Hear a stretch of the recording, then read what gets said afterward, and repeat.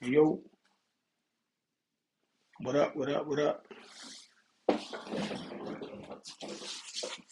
What's the deal?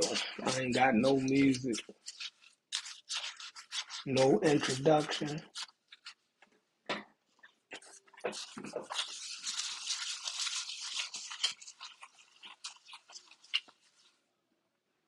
Just me and this great snowball, you feel me?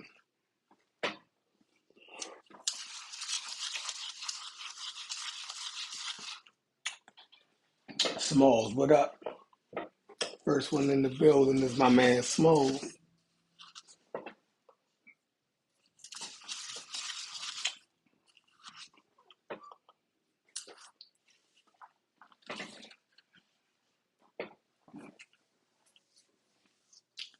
Man, they in there talking about college football. I was tripping off the conversation.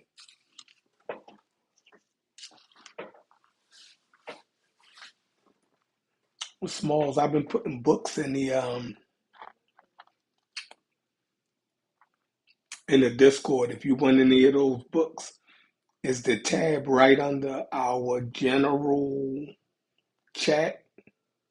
Logic made it. It's called books. I'll be putting different books and stuff in there for y'all to be able to download um every day. Every day I'm gonna put at least two books in there, right? Depending on what I'm researching.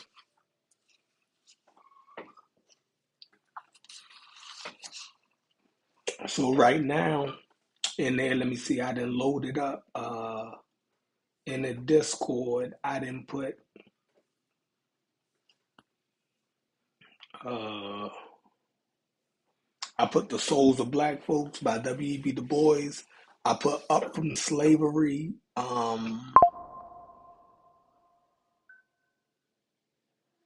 I put Up from Slavery. That's crazy.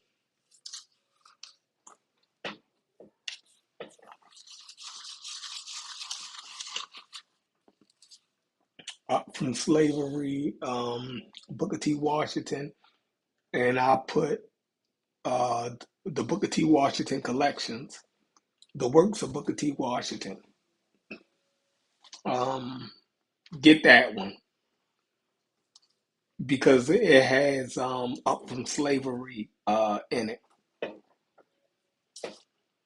Mhm.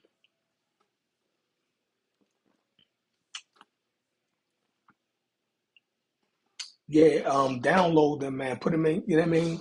So y'all can stay abreast of what's going on.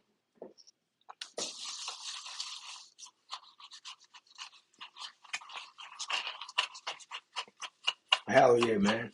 And look, wherever my man hits, I've been using Notebook LM, fire. Notebook LM is fire, y'all. So whatever I'm reading, I can just grab the PDF, throw it in Notebook LM, and just question Notebook LM. Notebook LM will take me right to where I need to be at in the book. It'll give me a breakdown of what I'm asking, and you dig what I'm saying? And it'll give me the page and the citation and the cross reference in the book. So it then speeded up my research, and it allowed me to read books even faster. So y'all in trouble. Y'all in trouble.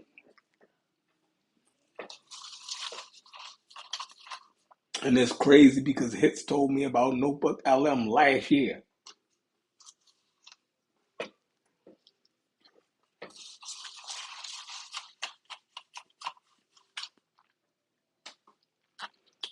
I got a client coming in 10 minutes, y'all. So I need to open up a panel right now. Per Black, what up? Yeah, I need to open up a panel right now. because my next client is at 1:45.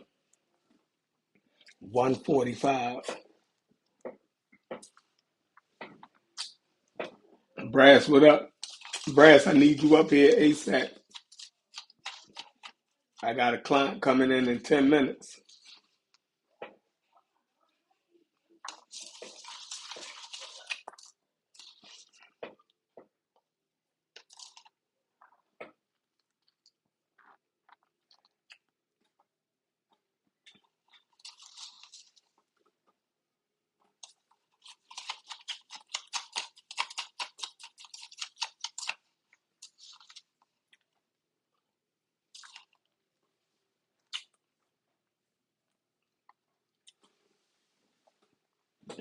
Yep. Yeah, I got a client coming in 10 minutes, man.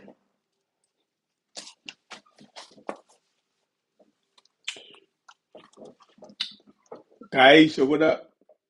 Big homie.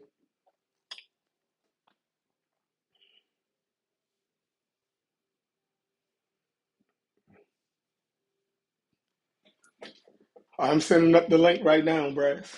Let's do this.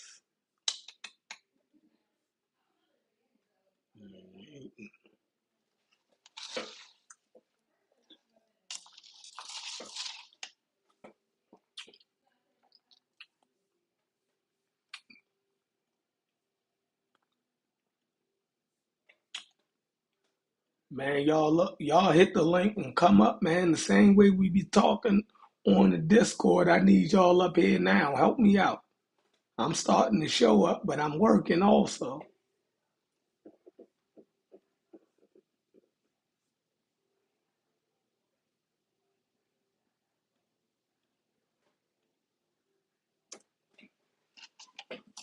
You figure? I figure it's Monday. We get it in.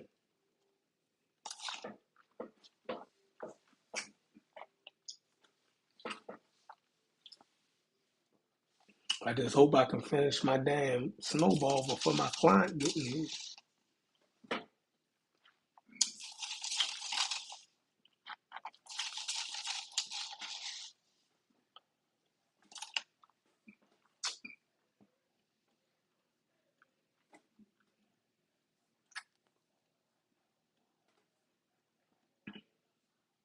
What up, though? Brass, what it do? What's going on? I can hang out for a little bit. It's Monday. Hits got me on fucking work assignment right now. What you been into?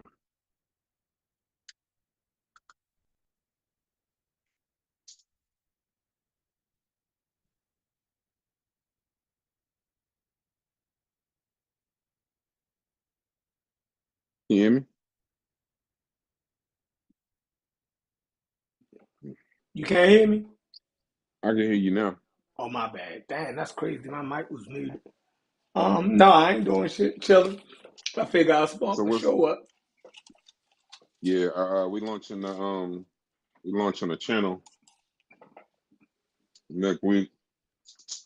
So Hmm. he got me doing a bunch of shit behind it. I'm Okay. launching that. I don't play well with others, but we're gonna launch it on the new channel. Keep keep this channel for like these kinds of conversations, but move Hmm. more to the kind of conversations you. I like the Anthony Edwards, them conversations, but I don't like having them on our channel. That's why we don't do it, because it ends up FBA, fucking ADOS, or some stupid ass. That's for I sure. swear, bro. I think I'm the worst nigga, bro. I'm probably the worst nigga y'all could have met, because I could sniff Black Power out immediately, and I don't want to talk about that shit. I have no interest. I definitely think we need to work on it, but I don't like to talk about it. I like to talk about like sports and music and shit like that. And I think a Hmm. lot of times I watch how your reception, people, they even turn, your channel even turns on you a little bit when you don't when you don't you don't put some Nkrumah on a fucking Michael Jordan conversation. I'm done with that shit, bro. I'm done. Like, Bro, I don't mind talking about that shit. Sometimes I think that might have been my issue when I was with Unc and them, because I think even then I was getting tired of all that science and fucking everything. Like we would be talking about one thing and the shit would be fun. Smalls will tell you, we'd be having the greatest time, having the greatest conversation. And then like through no fault of nobody, the shit would just turn into like an all-out brawl on fucking equality or go get a source and shit. We talking about Jordan versus LeBron. Niggas is like, get a source, nigga. Fuck. I ain't got no source, bro. I'm sorry. I thought we was just talking. yeah, that But was yeah, one of nah, my we that was one of my bigger issues too. That's why they came up with the slogan "Chef is the source," because they would ask you to go get the source. Nigga, I am the source. yeah, I'm the You source, nigga. I don't feel like I'm the source, nigga. It came from me. Nigga, I'm the spring from which all this knowledge right? comes from right now, bro. I don't Like feel like nigga, doing I am the source. Like nigga, some shit is common sense to me. Like, why yeah, the and I fuck don't would think I it need needs to it? be looked Yeah, up. like, Yeah, I bro, don't think it like, needs to be if looked up. you gotta look that up, bro, like that's just like the conversation we was having about math. Some things are just accepted as fundamental. You feel What you me? mean? Which one? We be having a lot of conversations. Well, Which the one? conversation we was having about was math uh Oh, yeah. And you know discovered. what's crazy? Why we Mm-hmm. didn't bring that conversation live, Chef? Bro, I had that conversation over the weekend. I told you I was going through some shit last week, but I had Mm-hmm. that conversation over the week with an actual physicist, bro. Mm-hmm. With a motherfucker that actually studies like the beginning of time and all this other shit. And he Mm-hmm. was like, how the fuck in a regular Discord conversation did y'all come up with that? And I was like, bro, we be talking about some, you never know. And he was like, no, he was like, y'all are spot on. And he said both sides. Because he was Yeah, like, that is a major argument. That's a because major argument. I'm still where I'm at, right? So check this out. Since we there, Uh-huh. so I say that I'm saying that the universe is random, right? And that any type of patterns that we see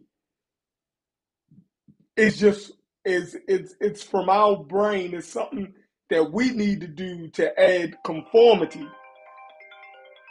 to the world. Give me a second. This is my roofer. Mm-hmm.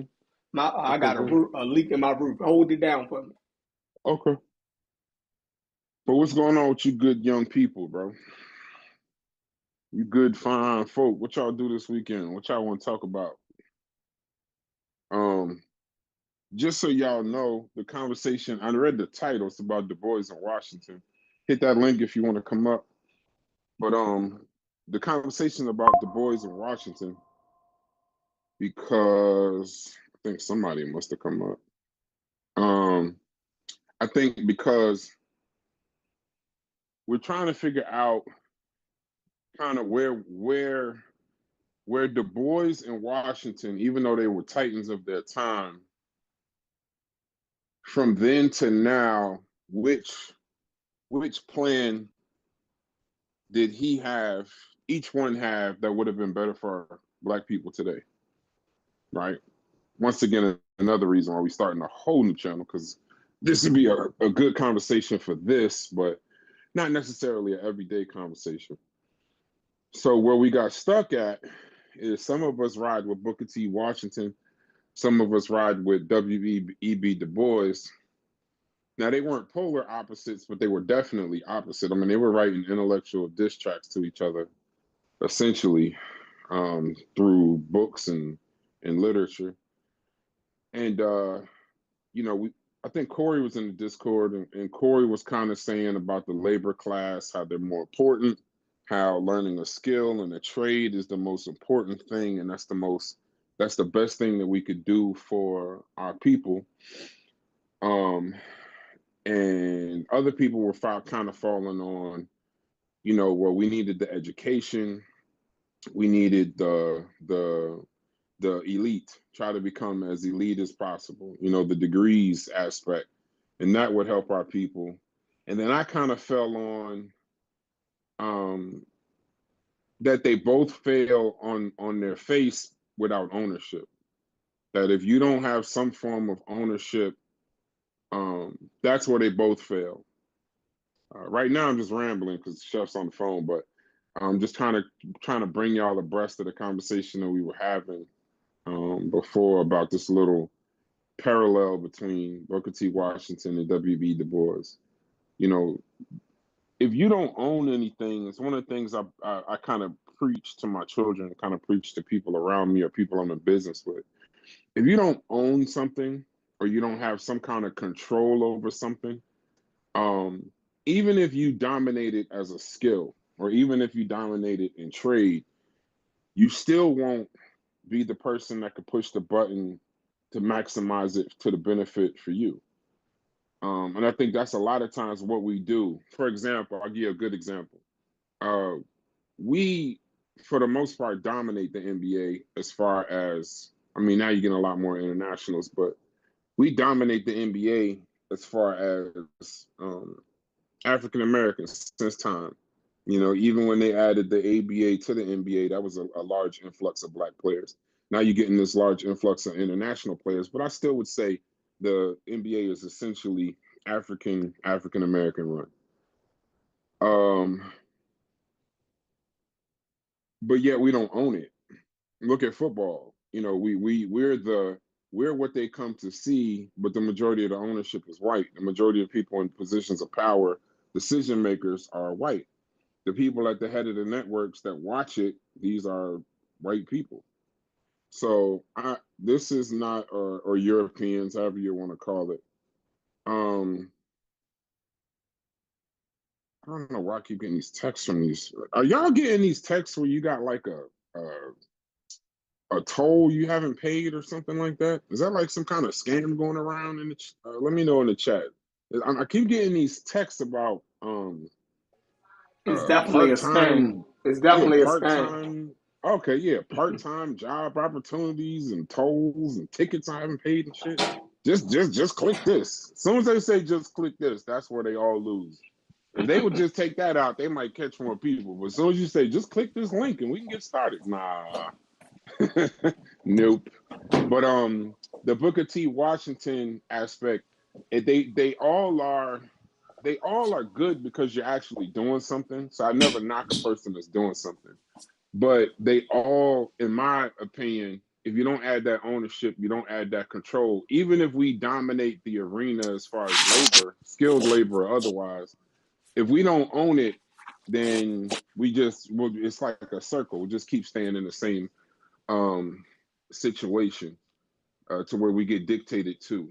So, and it was a good conversation because conversations like these are always good with Corey specifically because Corey is always, whether he's right or wrong, Passionate. Corey is always going to be very passionate about the working class. Like you cannot say nothing against the working class. That's a because hard working brother, yo. He yeah, don't yeah, want. because exactly, That's a hard working exactly, brother, man. Fuck that. exactly, bro. This Fuck nigga that. put He his when body he on the line. He out yes, there in the element. You ain't yes. gonna say. No, when you talking to Corey, you talking to the nigga that like you know that feeling when you got, I guess when you do construct, you got to get up every morning, your bones aching, you Yeah. don't want to do this. That's what he's talking from. Like he channels that 6 a.m. spirit of when he got to get up and go to the construction site every day. Yes, That's how, sir. bro. Because conversations about this can go from a regular conversation and Logic is the perfect candidate for every time. I wish I could catch some of this shit. They were talking the other day, and Logic just came in and said something, and Corey just went the fuck off. yo, yo, yo. See, Logic, you always talking that shit, da da da da da. And the crazy thing is, Logic is gonna keep it even. He gonna give you a dagger, but it's gonna be an even keel, very calm. He like, yeah, I Mhm. mean, the CEOs, and the thing is, me and Logic agree, but it's just I can see how it could be irritating coming from both of us, but specifically from Logic, because he won't say much, and then he'll just come in and just derail your entire argument with like just a calm statement. So we were arguing over who is more important, the CEOs or the workers. And I don't even think it's close, but I get what Corey's saying. But I just always would believe the people who sign the contracts, the people who do that part, they both are important, but just without the CEO, you don't have the worker. And I think that's where you don't have the building without the worker. I agree, but you don't have even the concept of the situation to even have the building without the CEO. And that's where but I think that's a good place to be. I'm one of those people that I don't believe none of us have any problems, but if you were to have a problem, um, don't complain about first world problems. Like Chef is complaining about, not complaining. Chef is fixing the roof at his house because it's leaking. But then you got people that go to a home that's much different than a person that goes to a home and complains like, man, this roof, man, fuck this roof. I hate this roof, da da da. That is real silly to a motherfucker that's homeless. So that's what I mean. Like when you got sometimes you need to recognize, I don't use the word problem, but so for people that do though, recognize when you're complaining about something, is this a good problem?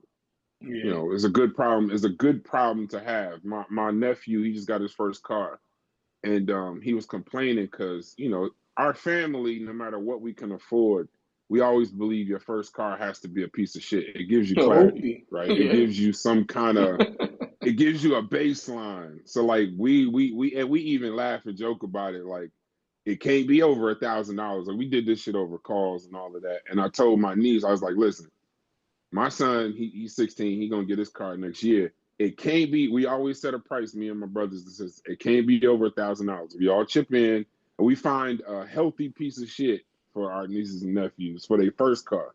And and but one of the things it teaches them is my grandmother has a saying. My grandfather has a saying that a beat up ride beats a dressed up walk any day. And it gives you that clarity, like even if your friends is teasing you, they don't have cars. Even if you don't, when you got to get somewhere, where New Jersey is a transit and truck bus town, so you can get anywhere with a bus card. But once you got a car, it makes everything a little easier. So it just gives you some clarity. So just that's like a note for the day. Understand when you're complaining, think about whether what you're complaining about is a good problem or it's a real problem. And then stop using the word problem anyway. Everything is a challenge. Challenges you could beat. Problems tend to double and triple and multiply. But that's my little shit for the day. But yeah, that Booker T. Washington Du Bois is a good conversation. I think that's a panel conversation similar to the Discord. Because you need some Mhm. workers, you need some people that are from a different perspective. And then, like Mujasi said, you always got to keep it. This word always comes around in these conversations, but I'm glad it does. You got to keep it anachronistic. You have to. You have to understand what they were going through at the time. You're talking about Mhm. Jim Crow, sharecropping. So don't apply 2025 sitting on your house playing Xbox to what they was trying to figure out. That's why I say I can't knock Booker T. Washington for what he did, because I mean, shit, bro. That's sinners. That's the crazy part. That's sinners time. That's like, Mhm. sharecropping and deep south. So, but what Yeah. what what you got on it? Nah, man. You have to be able to, like you said, look at it for the time period that they were in, and who was he speaking to, right? He was speaking to people who had just been released from slavery, right? He didn't grow up in the North like W.E.B. Du Bois, right? So his perspective and the people that he was talking about mainly lived in the rural South, right? So he understood man, this is Roofer again. Give me a second. God damn it. Go ahead. Let me go to the chat. Shouts to you, contrarian thinker, Brass. Don't forget to get him a cat. Like, oh yeah, in our family. Oh, let me tell you something. Uh, Another tip of the day, pause for people is um, Chevrolet and GMC be above all, my nigga. We don't believe in Ford over here. And usually, and good point, because I didn't tell y'all the end of the story, contrarian. This story normally ends with at college is when you get the, along with that down payment for the house, all that other stuff. College is when we get you the car, the real one, the something nicer than others, and it's gonna be a Chevrolet or a GMC. It ain't never gonna be a damn Ford. Found on the road dead. Ford, fix on and repair daily. Ford. Um, we don't care about Fords over here. So yeah, this is a Chevrolet GMC um, uh, family over here. We tend to do that. I will say this though, if I was gonna go foreign, I'm thinking about buying my son for his first car a Honda or an Acura.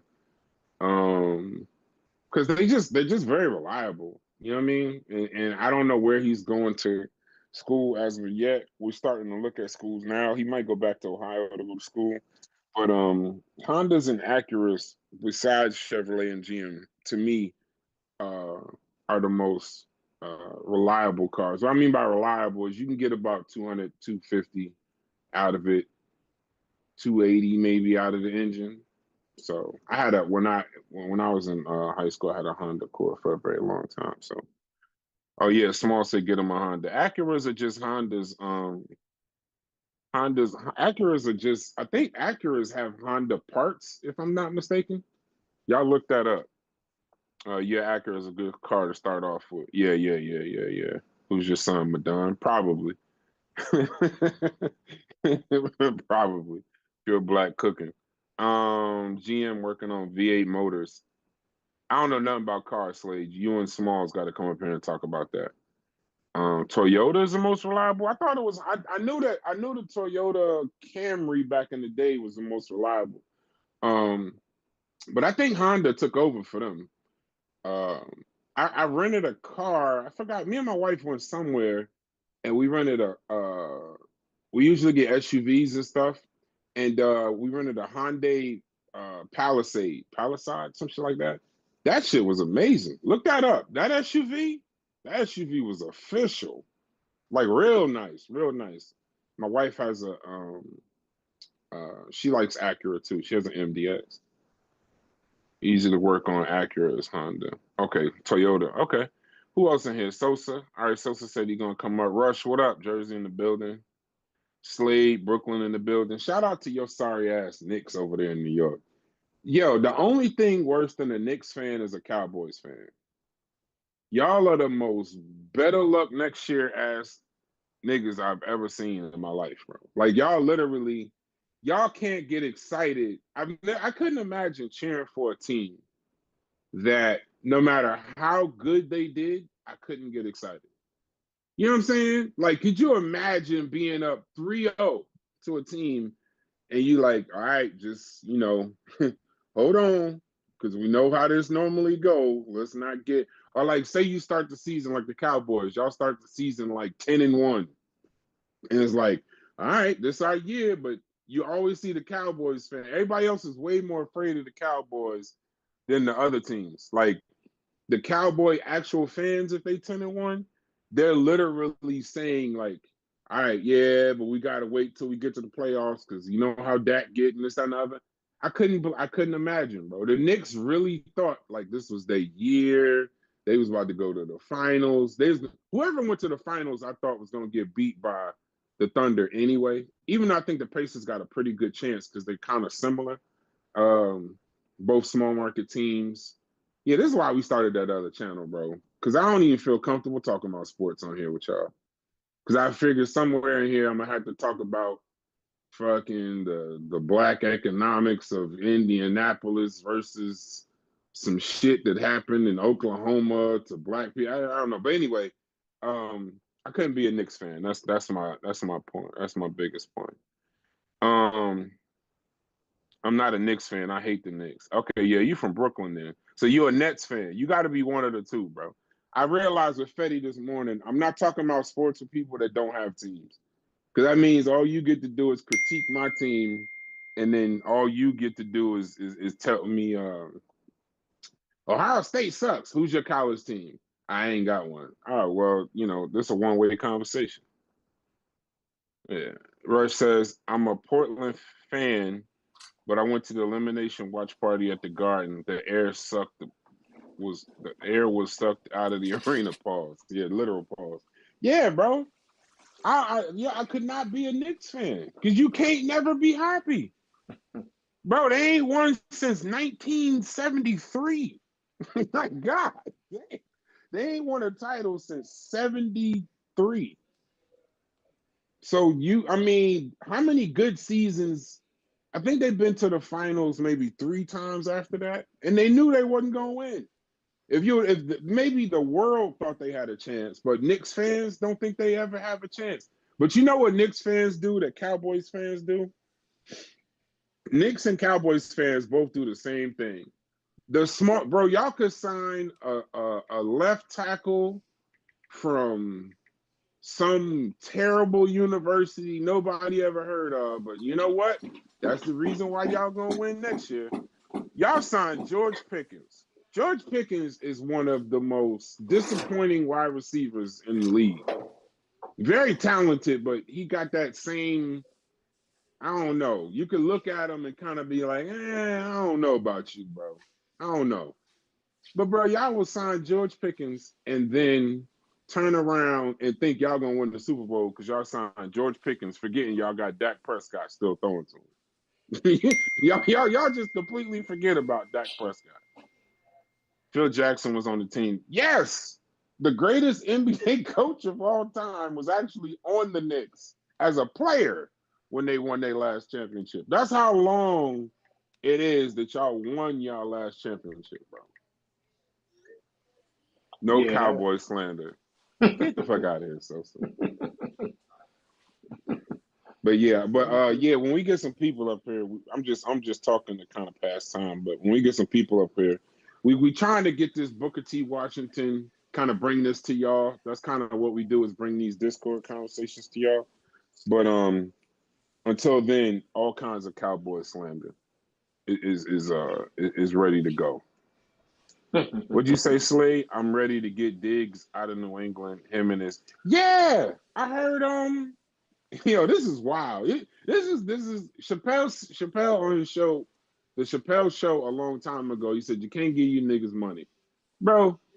Stephon Diggs is literally, I don't know, he had to have done it on purpose, but he's literally on a boat. He's a new wide receiver for the New England Patriots. For people that don't know, he's literally on a boat with a bunch of white women doing coke on camera. I think Cardi B was on the boat. Shouts to Offset. You saved your own life getting out of that, man. You gotta mute your mic, show. my bad. You saved your own life getting away from Cardi B, bro. I don't know what your life was like before Cardi B, but you saved your life getting away from Cardi B. Literally. Sosa, you dropped your cowboy flag. You done out of here. Bro, I don't see how y'all I don't want to make this a disrespect to Cowboys show, but I feel bad for Cowboys fans and Knicks fans. What is that? I don't watch baseball. I don't know what team that would be in baseball, but any team that every year towards the middle, not the end of the season, but towards the middle of the season is like, yeah, we're gonna win the whole thing. And then next year is like, yeah, we gonna win it next year though. It's next year. It's next year. Like, imagine the Cowboys fans watching Jaden Daniels get to the NFC Championship game last year. Like a literal rookie took the Washington. I'm not calling them the Commanders, bro, because even Indians want them to be called the Redskins at this point. Uh, Jaden Daniels take the Washington Redskins to the NFC Championship game. It's a damn shame, bro. It's a damn shame. Like he just skipped over Dak Prescott. So yeah, you're not. You're now the second. You're the third best quarterback in the NFC. Chef, what is that beeping? There's like a beep every like couple minutes. Is that you or somebody in the back chat? I'm already ready to get digs out of New England. Yeah, yeah. They made Game It's Seven happen. probably Yeah, they it's good for the probably Bills. my text message. My bad. Okay, it's your text. Yeah, but y'all come up here, bro. I'm literally listen. I am literally freestyling. Chef started the show, so he started the fire. Y'all come up here and cuss me out like y'all normally do. Shouts to Tribe Media. We got a new clip channel. Matter of fact, Chef, you can hear me. We got a clip channel. So we actually gonna with the channel that's gonna be more current, contemporary topics, sports, music, i.e. gambling. We're gonna do a gambling show too. We're gonna do clips. So we're gonna go back through all the old videos and that's where the clips will come out of. So be on the lookout for that. And that'll be anybody involved with TMI. It'll be good advertising. I'm starting to learn. People watch people's channels more because they watch a clip and then they go subscribe to that channel. At least that's what I do. I don't know if y'all do something different, but that's what I do.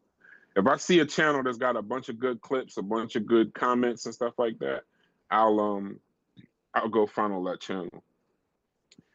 Yeah, now that they win and they want the Redskins name back, wildest shit ever. First it was bad. Now it's okay. Yeah, I never understood that Redskins thing. I always thought maybe I didn't look into it. Like I said, and this is another reason I like these conversations. I'm not sourcing up all the time. I don't I don't I don't like I don't think Indians I know Indians had an issue with the Redskins name. I know that. But I don't think the actual removal, I don't think they cared as much as maybe media and corporations over time. And the fact that the Redskins had the worst owner. Dan Snyder is one of the worst human beings to ever be in sports. So I don't think he helped the image or the stigma of it. But I'm pretty sure they're gonna come back with the Redskins name. I hope they do because I don't. The Commanders just sound corny. That always sounded corny. That always sounded corny to me. All right, so Smalls in the building, Manson's in the building. Shouts to you, Sosa. Yeah, Sosa. You don't want to talk about the Cowboys, especially after we won the Super Bowl last year. You really don't want to talk about the Cowboys. Slade in the building, Rush in the building, CT in the building. Logic. What was Logic talking about? Logic, you still on this basketball thing? Let me see. Smalls breast, Brooklyn D, peace to you. Logic, what Logic say? He's listening and he can't talk. What up, my brother? I'll be at work in about 15. I'll hop on for me. Okay, so hop on pause when you if you can. So hit that link. Damn, I wish you could talk Logic. Corey Booker T for sure. That is a bar. Corey Booker T for sure. Logic, Smalls, all you have to do is watch 5 minutes of Kevin Porter Jr. and keep in mind he's trash, but his skill is far. Yeah, stop it. Stop it. I got love for you, my brother, but Kevin Porter, I don't. Now I'm starting not to understand your argument when you bringing up Kevin Porter Jr. Like, I don't get it. His skill is far beyond 98% of niggas in the 90s. I don't know about that. That's a stretch. That's a what Kobe say? That's a Deepak Chopra stretch. Now they went in, they want the Redskins name. Right? Yeah, Dan horrible. Yeah, Dan Snyder was horrible. But I don't know. Y'all in the chat, tell us what we're gonna talk about. I don't. I'm not a one man. What's the name? And I really don't like listening to myself talk. So, hold on. So, as far as the title goes, I chose a mixture of both. I think Chef fell on the side of Booker T. Washington, more of a laborer, more of a focus of kind of just keeping it fully labored. See you later, love. Keeping it fully labored, and I think for me, I liked W.E.B. Du Bois and his stance. You know, as the first black PhD out of Harvard, but even in his stance, it was kind of not disrespectful to the working class, but it so disregarded the working class. And then he turned around and went to Ghana and died with Nkrumahs. You know, it's kind of weird to me. His story ended. His story. He's an interesting person, but if you actually look at the end of his life versus his actual life, it was it was a little crazy. Du Bois was the first black man to get a PhD from Harvard, just in case y'all didn't know. And uh, but then a lot of things people don't know. Booker T. Washington. I mean, y'all can come up and talk about it, but like I said, I'm gonna just give y'all some facts real quick. Booker T. Washington, right? He was one of the people. He didn't abhor politics, but he didn't like at the time. He didn't like black people who made money from politicians. So like he was kind of along the line of if all you do for work, if you need black people to have a grievance in order for you to have a job, why would you ever actually solve black people's grievances? You know, if that makes sense to you. So it's not that he abhorred politics, he just kind of abhorred the fact that um, there were black people that were making money off of black people having problems. So if you're making, it's kind of like that little conspiracy theory people do about cancer. Why would you ever cure cancer when the money's in the cure, right? It would actually make more sense. So he didn't abhor that because secretly a lot of people don't know this, but Booker T. Washington, he he would like fund lawsuits against Jim Crow, even while publicly he was telling people about compromise. Like the more you study and read up on Booker T. Washington, he was an interesting cat. Another cool fact about them too, they only met one time. Now think about that, bro. You would think titans of the time, Du Bois and Booker T. Washington, they would have these debates and this, that, and the other. They only met one time. One time. Washington died in 1915. Du Bois lived until 1963. Du Bois actually died in Ghana the day before the March on Washington. Somebody say Commanders. Kent Logan, get out of here with them trash ass Commanders, bro. Get out of here, bro. Y'all won Jaden Daniels injury away from being right back in the top 10 of the draft, looking for a motherfucking quarterback. I don't know about the man being trash. I wouldn't say all of that. I didn't say he was trash. I said their team is trash. That's the difference. Don't seem like it as well as injury. they was playing. Don't seem like it. Hey, well, listen. Let me just say this: they were playing real good until they ran up into them Philly boys. Then we brought that we Negan. We shut that shit down. Shut that shit down. We didn't care. And listen, I don't know if y'all want to talk about college or professional football with Brass today. That's all I'm gonna say to you. I know I'm trying to keep it on Booker T. Washington. Why you saying it like that? No, because I also know what fucking team you like in college. Yeah. Now in the NFL, y'all ain't been relevant since Brady. No, I don't want to talk no college. But I don't want to talk college football with a nigga I ain't doing with the fucking team you like. I ain't doing that. Yeah. Hell no. We'll be on this. We don't want to do that. Not today. I don't play well with others. Yeah, I know you don't play well in the sandbox. Right. So and you like a team from the state up north. Yep. I don't even want to We're do not it. gonna Even say my names, Baz. wife Let's just move spit on. on the Let's move ground. on, Hey, Baz. Let's move when on. I said you like a team for the state up north, my wife looked at me and spit on the ground. Oh my God. Come on, man. I don't deserve all Nigga, that. this whole household, bro. We don't fuck with the state The up whole north, G. household is The Ohio State. whole, yeah, bro. Damn.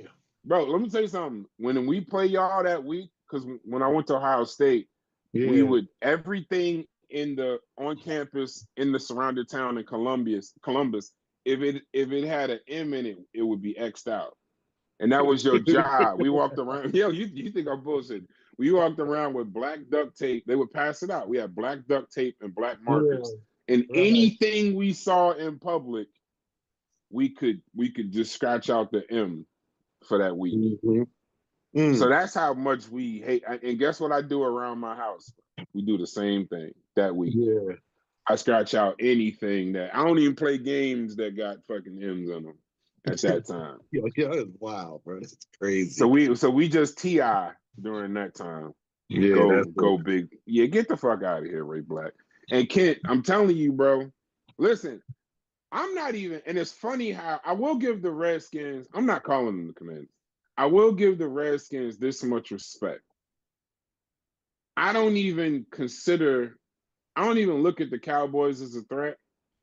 I do see the Redskins as y'all are like one or two pieces away from being right there. mm-hmm. Facts. But they got the That's cool. same issue, Slade.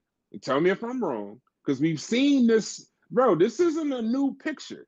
Yeah, I've We've seen the movie seen this before. picture, but we've seen this movie before. His name was Robert Griffin the Oh, third. RG3.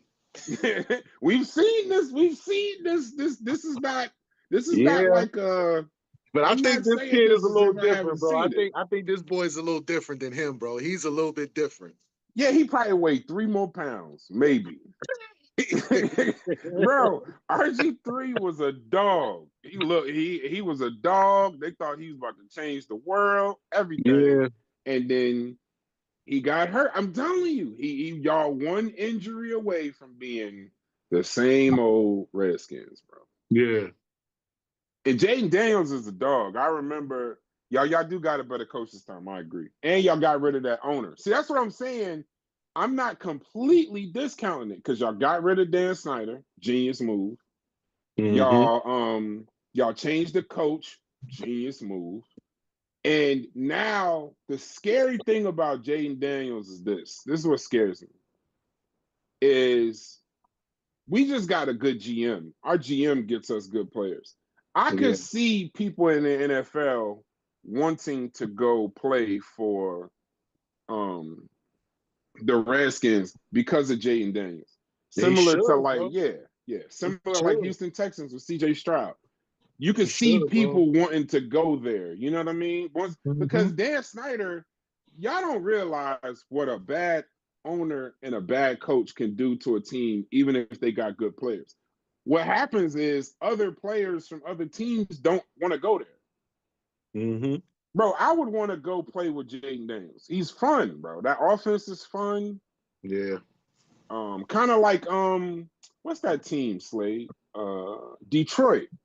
Kind of how Detroit. Yeah. Detroit was last year. Remember how Detroit? Nobody wanted to go Yeah. play for the Detroit Lions. Well, look at them now. If No, you was not a before player, home, not before the coach got there. Hell no. mm-hmm, You goddamn fool. mm-hmm. Me personally, bro. I'm waiting for the Bears to get their shit on track because they looking horrible, bro. Jesus Christ. I'm gonna say this, bro. The my challenge for the Bears will always be this, coming from the Midwest. Who the fuck wants to play in that weather, bro? Like for I real, know bro. I wouldn't. Like I for wouldn't. real. Hell no. Listen, Buffalo Bills, they just get a lot of snow, but you could shovel that shit. You could shovel the snow, move that shit out the way, play the Mm-hmm. game.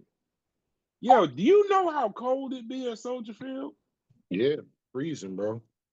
Like Never been Green out Bay, there, who bro. the fuck wants to play in? Like, why would you, as a free agent, you worth, let's say, and I ain't talking about the little free agents glad to be on the team. I'm talking Mm-hmm. about like the $100 million plus free agents, $50 million, $60 million plus free agents. Who Who the Yeah. fuck wants to go play in Wisconsin? Jaden, I mean, whatchamacallit, the quarterback for the Bears. What's that nigga name again? God damn, I can't forget it. I keep forgetting his name. Caleb Williams. Yeah, his father said, "Yo, I don't want my son going to Chicago because that's where the fucking quarterbacks go to die." Yeah, And he is correct, but you know, bro, the best Chicago. Bro, I saw this the other day. This is why I like talking sports with people who watch talk shows, right? But then they also have their own, can form their own opinions. That's why, Mhm. we have the most of these conversations in the Discord. Yeah. The Chicago Bears, they did like a list of like their most productive quarterbacks. Their most productive quarterback was a motherfucker from 1986. Like I think is the dude with the shades and shit. He all fucked Jim up now, McMahon, but about Jim yeah, McMahon. McMahon. Yeah. And even then they didn't win because of him. They won Mhm. because of defense. They didn't Yeah. win because of him. They won because their defense was good. So no, if I was Caleb Williams, I know it's a stretch to tell somebody to sit out. I know that's a stretch. But I would have sat out, bro. I would have sat out. I ain't gonna lie to you. I would have sat out. I would have either sat out or I would have stayed at USC for a year. Not Yeah. Chicago, bro. Nah, I wouldn't have went there either. Fuck that shit. Not Chicago. Couldn't do it. It's not just that it's cold. You're right. It do get cold as a motherfucker in Buffalo. But Yeah, I'm it do. saying, bro, Midwest cold is way. I don't know if it's anybody in the chat from the Midwest. Me and Corey was having this conversation the other day. I've been in the East for 20 plus years. The East, it does get cold in the fall, but in September, you can still kind of wear like shorts and sweats and stuff to school. Like it's not September 1st, it ain't freezing. Mhm. You know what I'm saying? Like Yeah. around end of September, October, you got to start, changing how you dress a little bit out here. In the Midwest, bro, I don't know what the hell. Come September 1st, the shorts is gone. It's a wrap. It's a wrap for that. You're in a coat. Like it gets really cold, and there's a difference between snow and cold. Snow is something completely different. Snow is like it's just snow. I've had Mhm. Slade. It could be Yeah. snowing outside and be nice. Be nice out, yeah. It's Yeah, like that. It's like that New York. It's like that in New York sometimes. Sometimes yeah, when it snow after, yeah. yeah. It could be snowing outside, but I mean, it could be like not. I don't mean nice like a sunny day, obviously, but I'm saying like it ain't freezing. Nah. I don't mind that. I don't mind a snowy day. You know what I can't stand though? One of them fucking 10-degree days, and then you look at the Yeah. real field and the shit is minus 15, and fuck that. Yeah. It get wild, Fuck bro. that. I I can't stay in stand the that shit. crib, bro. When it's winter time, bro, I play the crib, bro. I ain't leaving unless I gotta go to the store or I got somewhere to go. Other than that, I'm not leaving out that crib, bro. I'll go to my boy crib, chill, smoke a blunt with him. But other than that, bro, I'm not leaving out that crib when it's really, really cold. Hell no. No, no. Ain't no ain't nothing to do outside anyway. Yeah, it ain't. Like out here in the Midwest, people wonder why we drive so many SUVs and this and another. That's why. Be cold as hell, snow and shit. Like Mm-hmm. nobody dealing with a little car gets stuck in the snow. Hell no. I don't think I've ever not had a all. I think I had a all. One of my first cars was not all wheel drive.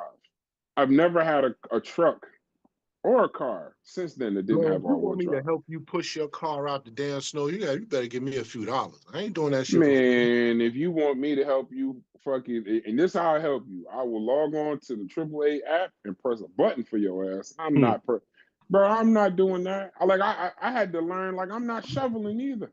Yeah, I ain't doing no shoveling. That's out. You can Nah, get that that shit's shit. out of here. That shit is out of here. That's one of the worst. The only thing I could think of worse than shoveling is fucking with leaves. I can't stand neither one of them. That's what Mhm. landscaping is for, and that's what your son. That's my son is free labor. Well, when it's goddamn, of course it is. When you run a communist society in your damn yeah, house, well, hey, whatever you want to call it, money. Whatever you you want to run a call damn it. communist Hey, society. listen. We could talk about Ibrahim and all of that shit, but I'll tell you this much as I talk about Ibrahim, I'm Ibrahim in my house. I'll tell Yeah, you that. yeah, There will be there's no discussions. There's there is no debate. I don't debate in my own home. There is no yeah. once we start debating, it's time for you to go. Bro, when I started to get older, bro, I read up on that communism shit. I said, yo, this shit goes on in a lot of households in the crib between parents and kids. That's an What the interesting. fuck? That's interesting as hell. Man, That's when I it. was a teen, bro, I The read up same on shit that we shit. don't I was like like, from. hold on, bro. What the hell is going on in this house, yo? There's some commie shit going on in here. The same I thing gotta that we come do in at a not certain like. time and like what? Yo, That is yo, too funny, it bro. is I crazy, never looked at it bro. like that, but that's too funny. The same thing that we talk about, man. Ibrahim was a dictator, and we gotta y'all celebrating the dictatorship. And I could imagine my son looking at me right now, like, motherfucker, they don't them people you talking to do not know you, bro. Because God. you are a fucking dictator of the highest degree. When I tell you there is one, well, no. But here's the crazy part. Unless you married, if you married, you'll understand what I'm saying. If you're not Yeah, married, you'll think what I'm saying is corny as hell. But you're just not married, so you don't understand. There is one voice above all. That would be my wife's voice, and yeah. then she lets me parade to the family like I run every goddamn thing. But trust and believe, when the lights go out and it's Right. me and her talking, I'm making a lot of the decisions, but she done got to the point to where she just makes me feel like I'm making the decisions. When it Yeah. comes down to it, it's like, yeah, whatever. And I'll probably be paying for it, which I don't care. It's a Hmm. good trade-off. Yeah. Have you seen the hoes out here in these streets lately? Being married is a very good trade-off to Yeah, man. Yeah, sexy red and the sexy yeah. red led women. Yeah, you can't. Yeah. It's not looking good out here, bro. It's not looking good. So what's new with your boy Ibrahim? I know you don't like to talk about him, and I ain't Man, trying to. I ain't heard nothing new. I ain't heard What's nothing new? new. What has he done? What he ain't cured cancer yet or some shit? Oh God, bro. What's new? I don't know, What's man. Ibrahim done? I haven't heard anything. But I did hear I did see a video of General Langley over there in Kenya. He was interviewed by some female sister. I forgot her name, but I'll put the I link in saw the that. chat. No, yeah, I know I saw that. I saw Yeah, that. I ain't gonna lie, bro. He made a lot of good points. I was like, damn, now okay, I understand what Brass is saying. I understand. Okay, I got it. I got you. What did he say that made you? What did he say that made you? Because I saw the interview. What was? Yeah, Are you saying he was corroborating some of the stuff I was saying? Or are you saying now you yeah, kind of see? Okay, I yeah, got it. yeah, yeah, that, yeah, yeah. But I don't know. We'll see, man. Time will tell, man. We'll see what that brother do. Time will tell. He just sold in April. Hold on, Gary Hart is repping real hard for Buffalo. I'm gonna stand down a little bit on Buffalo because Yeah. of this. This is what I'm gonna Yeah, say I to got a you. lot of friends in Buffalo, man. I fuck with people out And there. they Them some say the cool same niggas out of thing. Yeah. Buffalo. And they say the same thing. But here's what I say about Buffalo. And Gary Hart, you might agree, you might not agree, but at a bare minimum, I think you'll understand where I'm coming from. I don't really consider Buffalo, damn, this is gonna sound crazy, but it's true. So I'm gonna speak my truth. I don't consider Buffalo the United States. Oh shit. This But seriously, Buffalo, all right, I'm gonna give you a perfect example, right? See if you can walk with me. In New Jersey, there's North Jersey, South. Obviously, there's different parts of New Jersey. But once you get to a certain part of New Jersey, it's still New Jersey, but it's Philadelphia. Yeah. You understand what I'm saying? Yeah. Like South Jersey, there's certain parts of South Jersey that it's so Philadelphia that it might as well. It's in New Jersey, obviously, but they cheesesteaked out. They saying John and they got the black Muslim. Like it's like a completely different. I don't know if it's areas like everybody wants to be New York, so I don't know if it's different. Like Weehawken, like out here, Jersey City and Weehawken, they're more New York than anything. Like they're New Jersey, but they're closer to like they call themselves like the sixth borough and that weak ass shit. Buffalo to me, honestly, is Canada. I've been up there. I've been up there a few times. It's the weather. Their weather pattern is unlike I want to say Buffalo. What's the other Ithaca? Like all them way upstate New York by the not the I was about to say the Grand Canyon. My dumb ass. The Niagara Falls. That area. Yeah, To me, they're all more Canada to me. So yeah, I would assume they are cold, but they're not cold. Like Buffalo's not weather is not like the rest of New York. It's different.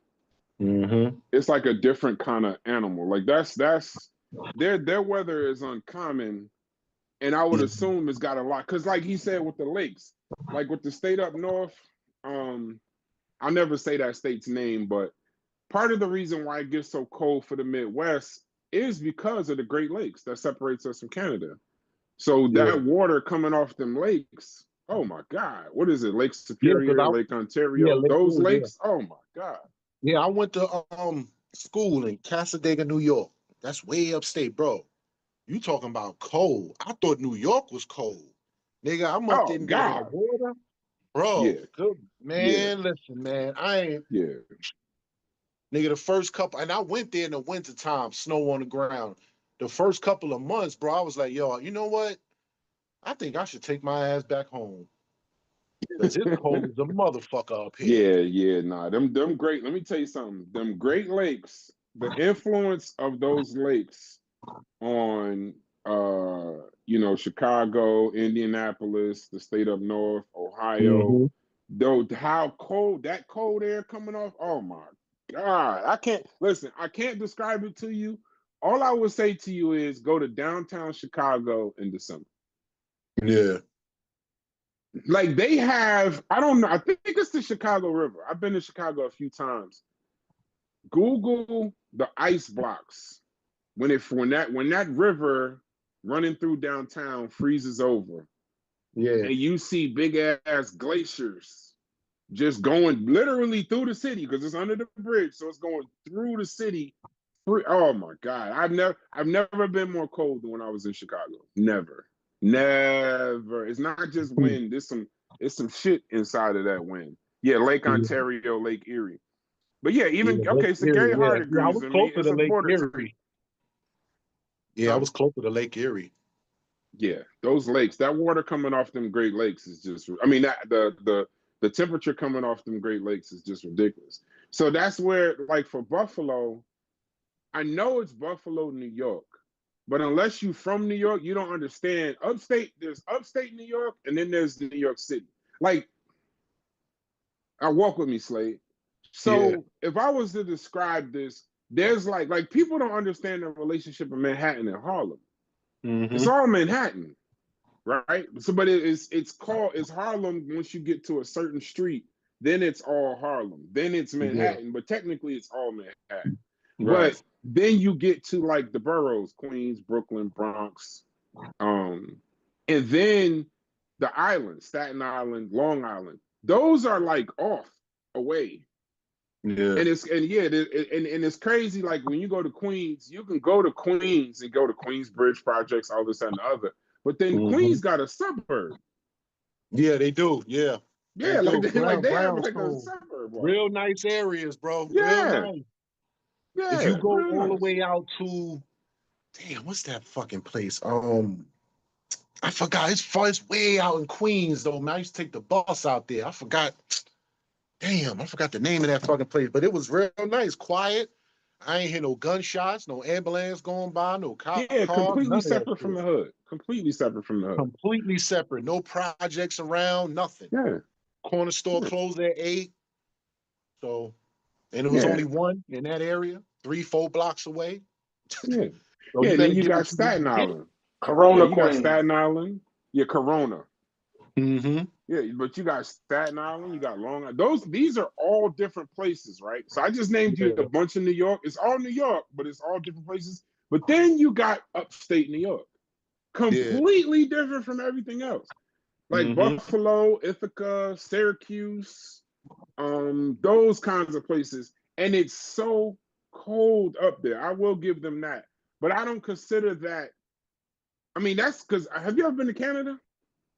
No, I've been close to it. Oh my God. When I went to school, I was close Yo, enough. Canada is like Chicago and it's like Chicago and Wisconsin. It's like that. Bro, I would call back home here to Brooklyn, and I would call my boy Shawnee. I'm like, Shawnee, but what's the weather looking out there? He's like, man, it's fucking hot as shit out here. It's nice out, bro. I got a t-shirt on. I'm like, bro, I'm up here with a full hoodie on, North Face coat. Like it's cold. He like, what? I'm like, yeah, nigga, it's still cold up here. He like, bro, you know what month it is? I said, yeah, I know a month, but that shit don't matter, nigga. It's cold up here. Yeah, even his. He's like, well, whenever you come back home, bro, just just you'll be all right. Mm-hmm. I was like, all right. Yeah, even his said upstate New York is basically Canada. Yeah. So Mm-hmm. it's no disrespect. It's just like I'm sure there's parts of Baltimore. What is Baltimore border? Washington, right? Yeah. So I'm sure that there's parts of Baltimore that are more Yeah. Washington than Baltimore. It's just it's like a thing once you get close to like matter of fact, I give Hell a perfect no. example. No, Maryland. It It cold. is, bro. I'm gonna look It it get up. cold in No, Baltimore now. It get no, cold. No, I ain't talking about temperature. I'm just talking no. about places. It would be Maryland. So Baltimore City is gonna be Baltimore City. Like ain't nothing but Uh-huh. Maryland. Baltimore is in Maryland, so it's parts of Maryland that's more similar to DC. Like where? Like PG, Suitland, where Kevin Durant and them from. Kevin Durant and them. Yeah, Prince, what's they that? Prince Prince George's, George's. right? Yeah, Yeah. PG. So PG and all of that is more like it's DC to us. You know what I mean? They DC Yeah. people. So DC was Chocolate City, right? That's what they used to call it, Chocolate City, because it was damn near 60-something% black. But they started moving those black people to the neighboring counties, out of Uh-huh. the city of DC. Mm-hmm. So all of the black people that's in those surrounding counties close to DC, Yeah. they actually from DC. So Kevin Durant and them family is really from DC, but they live in Mm-hmm. PG County now for gentrification and all of that. They got Yeah. in DC is so they got rid of a lot of the housing projects and stuff. And they moved those people into the surrounding counties. In southern Maryland. So they right on the outskirts of DC. You know what I mean? DC is still there, downtown, Silver Spring, all of those places is pretty much DC people. You know what I mean? We Yeah. call them Okay. So DC. Maryland. Yeah. So Yeah, Maryland. All Maryland. right. So the Yeah. better argument, like, well, yeah, like Jersey. So I misspoke. So like Baltimore is Baltimore, but there's certain Later. parts of Maryland that's like other states. I would say. So Yeah, yeah, I yeah, would agree definitely. with that. Definitely. Like in Ohio, when you fly into Ohio, you could fly into Dayton Airport, or you could fly into um it's called Cincinnati, right? You can look it up, but it's called Cincinnati. It's called Hebron. It's technically Kentucky, but when you fly into the airport, it's Cincinnati. Like as soon as you get outside the airport, you're in Cincinnati, Ohio. But the airport is actually in Hebron, Kentucky. So it's just like the mixture of the two. Like for example, Columbus, the Ohio State University is essentially the whole city, but Columbus feels like it's different than the rest of Ohio. It's just places like that. New York City feels different than everything else. Times Square and all of that. If you don't go to New York thinking everything is Times Square. That's how most people I would assume get taken advantage of. Mm-hmm. Cause it ain't, bro. You find your ass in Bedford Stuyvesant, run. You find your ass in motherfucking Come on, bro. no, come on, bro. I've been out there. Stop the cap. I've been out there. I know y'all. Bro, I know it's a lot of gentrification now. I ain't yeah, it talking about is, bro, today. because now we I ain't got talking fucking about white today. people jogging at Yeah, 3 but o'clock in the morning. I ain't talking about today. I'm not talking about today. I'm talking about when the Barclays first got there. Oh, Because remember, we man. had it was the New Jersey Nets before they went to Brooklyn. Yep. I'm talking about when the Barclays first got there. Motherfuckers was Hmm. coming out of that stadium thinking shit was sweet and getting robbed. Straight That's up. true. Like That's true. Bedford Stuyvesant is not is not like a maybe now it is because gentrification, but like even in Mhm. Newark where we had the Prudential Center, there's a lot of Yeah, gentrification now in Newark. But walk your dumb ass out of the stadium and tell me, hey, I'm gonna just go across the street and get me a something to drink. Okay.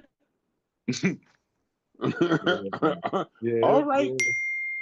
Yeah, it's changed a lot, man, but you still got a lot of wild niggas running around New York, though, bro, especially Brooklyn.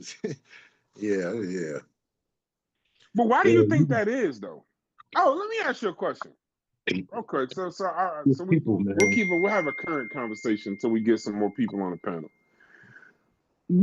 Now, are you familiar with the gangs in Brooklyn at all? Yeah, Okay, yeah. okay. So let me ask you a question. Why the damn? I'm trying not to curse. Why the Yeah, hell? yeah. Take it easy. Calm down. I don't play well with others. Why the hell did Bobby Shmurda bring Adam 22 to Brooklyn? Hey, man. Hey, look, man. I don't know Yo, why yo, yo, Bobby whoa, did whoa, that. whoa, whoa, I y'all don't slipping. know. Y'all Them slipping. niggas, them What's niggas going live, them on? niggas live, them niggas used to live, they lived over there on Gates Avenue. I think past Marcus Garvey. They lived up there. Hey, yo, them little niggas is wild, bro. I don't know, man. I guess Adam is cool to them and they want to bring him to the hood, show him around. I don't know why they brought Adam, bro. I don't know, bro. Did Them they shit was do they weird. know that literally all the people that basically just got finished doing business with Adam got RICO charges? All of them? Yeah, Like literally, like the whole No Jumper damn near podcast is caught up in the RICO right now. And guess who? The one person that ain't caught up in a RICO and No Jumper is who? Adam 22. yep. He made sure of that. There's a couple of the little auxiliary guys. This is why I like. See, Yeah. that's why I can't See, wait. see, Hits. We got to get to work. see, I can't wait till we start Adam this would channel. ask These are you, the kinds Adam would of ask present you a conversations I question. want to have. Adam would ask you a question, and then like a dumbass, you sit up there and answer it, especially if it's a question about your criminal history or what you currently got going on. You can't tell that nigga everything, bro. That motherfucker, bro. People is listening. And a lot of Oh people yeah, don't no question. understand that, bro. I don't know why Bobby and them niggas, boy. I guess they cool with him. I don't know because if Adam was to go over there by himself, I don't think he'll make it out of there. Yeah, but but you know what though? So I'm gonna go ahead and just, you know, just get this party started. We our own worst enemy though. Mm-hmm. We are our own worst enemy. Them guys go on. Them guys that go on Vlad, and them guys that go on Adam 22, and they go on all of them channels. He don't put a gun to their head and make them talk. No, he don't. No, he He just don't asked like him the he question, don't he and just it's up to asks you a you. question and your Yeah. dumbass answers. Like, yeah, Jody, Agent 22. It would be far now I'm gonna get into my conspiracy bag. It would be far easier for me to believe that guys like Adam 22 and Vlad, um, all of those kinds of guys that do those kinds of interviews, I would say Sage, Mhm. all of them that Yeah. get these young rappers fresh out the street. They still got a foot in the street trying to, make music, this, that, and the other. It would be far easier for me to believe that those guys was agents. Hmm. You know what I'm saying? Rather Yeah. than trying to just like they trying to spark a YouTube channel or trying to do like a Mhm. media kind of company because I mean we already know that the cops and the federal government all they do is I mean they could pretty much convict you from your Instagram page or the lyric. Now they can use your It's that lyrics. simple now. Yeah, it's that Right. simple. So now, if you just got this guy who can kind of like ask you specific questions about, like I sat there was a guy from Philly. If you're from Philly, don't be mad at me. I don't play well with others. Um, what the fuck was his name? Slade. It's a Middle Eastern country. AR Ab. AR Ab, yeah. AR Ab. I watched the interview of Vlad TV and AR Ab. Mm-hmm. I've never seen a person incriminate themselves to the level like he did. I Yeah, mean, if I was a AR was saying that prosecutor, shit in his music. He was saying that shit yeah, in his raps. yeah. If I was a prosecutor, I wouldn't have to do any investigation. I wouldn't have to go to no neighborhoods. I wouldn't have to go Yeah. to no city to figure this out. I could play his music and play his interview, and I'm good. Bro, they've been watching AR ad for years, bro. For years. It was just a matter of time, bro. They've been watching him for a long time. Yeah, and the funny thing is, like even Jody just said, when you watch the interview, it's almost like you don't know what the. Do you know what the hell you saying? I never forget it, bro. I'll never forget. And this is I'm about to go back to Brooklyn for a second. So y'all think when I tell y'all I really don't like having these not over, let's say over. I don't like having the Black Egypt type conversations. I'd rather have conversations Mm-hmm. like this. Cause like this is, the reality. Cause we all like we grown, but we still kids to an extent. Um, I remember when Hot Nigga came out. The Bobby Shmurda, Hot Nigga. You don't know, go look it up. Um, Yeah, this that song guy fire. literally now this is how scary it is. I know Chef's seen it. In the first verse of this song, or the second verse, I forgot which one, he literally goes down the line of his crew. I was gonna do a show about this. That's how bad it was. Yeah, I remember that. Yeah. Right. Remember we having that conversation? He goes Yeah. down the line of his crew, naming their names and the crime they committed. And then when they got indicted, it was the names and the crimes they committed on the song. Because they got caught in a RICO. And they literally said the exact shit he was saying in that song was the exact crimes that these motherfuckers committed. Some of these motherfuckers is not playing. They literally are committing the murders that they rapping about. It's Yeah. diabolical. Yeah. Bro, it's a couple of them niggas over there, bro. That over there from over there on Gates Avenue down there. Them, yo, bro, them shit, man, them niggas ain't no joke, bro. Them little niggas ain't playing. They getting Hold into on. all kind of shit, bro. Scamming niggas, all kind of shit, bro. Stealing, robbing niggas, yo, bro, niggas can't, yo, bro. One of them niggas had an issue with a nigga on my block. So the nigga came through. Little nigga too. This nigga had to be about 5'2", bro. Mm-hmm. Man, he came through the block, bro. All them niggas was scared of that nigga, bro. I'm like, yo, why y'all scared of that?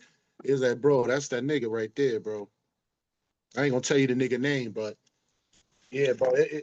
Yeah, bro. Shit got crazy. Niggas is almost about to shoot the nigga that he had beef with on my block. I'm like, bro, his shit was wild. You know Tech from Smith and Wesson, right? He had to come and step in, bro. He had to step in. Well, it was gonna go down. Yeah, it gets a little crazy. Like I don't know. I don't know 100% of I don't know 100% of Young Thug's case, but I would assume some of his case was the same thing, where they didn't have to go far to to um to go back and see. All right, so look, it says in Chewy, I'm some hot. What the hell? Oh, come on, bro. I'm not paying. There's no way I'm paying to. Where's Genius at? Go ahead. I'm listening to you. The song starts with in Chewy, I'm a hot nigga. Literally. Then he just the next 8, 9, 10 bars is just him talking about how all his friends. Yeah, Mitch caught a body about a week ago. Hold Exactly, on. Haskell. Hold on, bro. I gotta Like do something these is real quick. actual bodies, like dead people. like this is people that. It's oh man. I'm trying to get the lyrics. Hold on. I'm trying to get the lyrics. And Chewy on some hot nigga. But go ahead. Hey, what you think about Pace's Thunder? I got a very interesting take on that. What you think about that?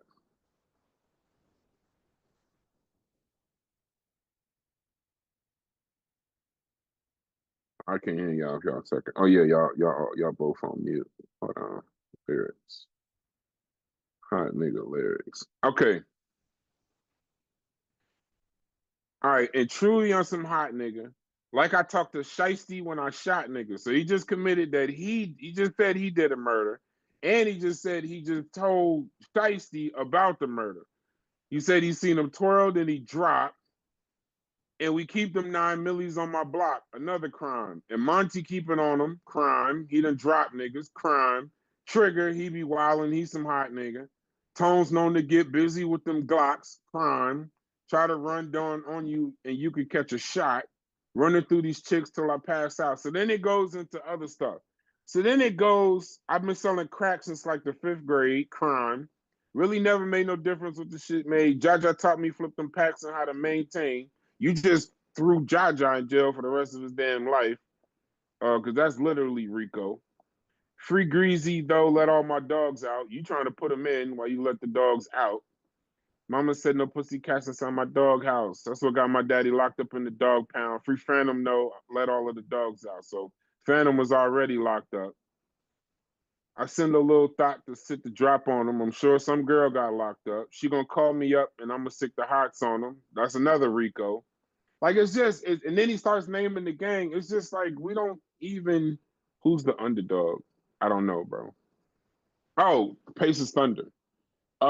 Pacers got to be the underdog of that series. They would have to be. I don't know by how much, but I'm pretty sure.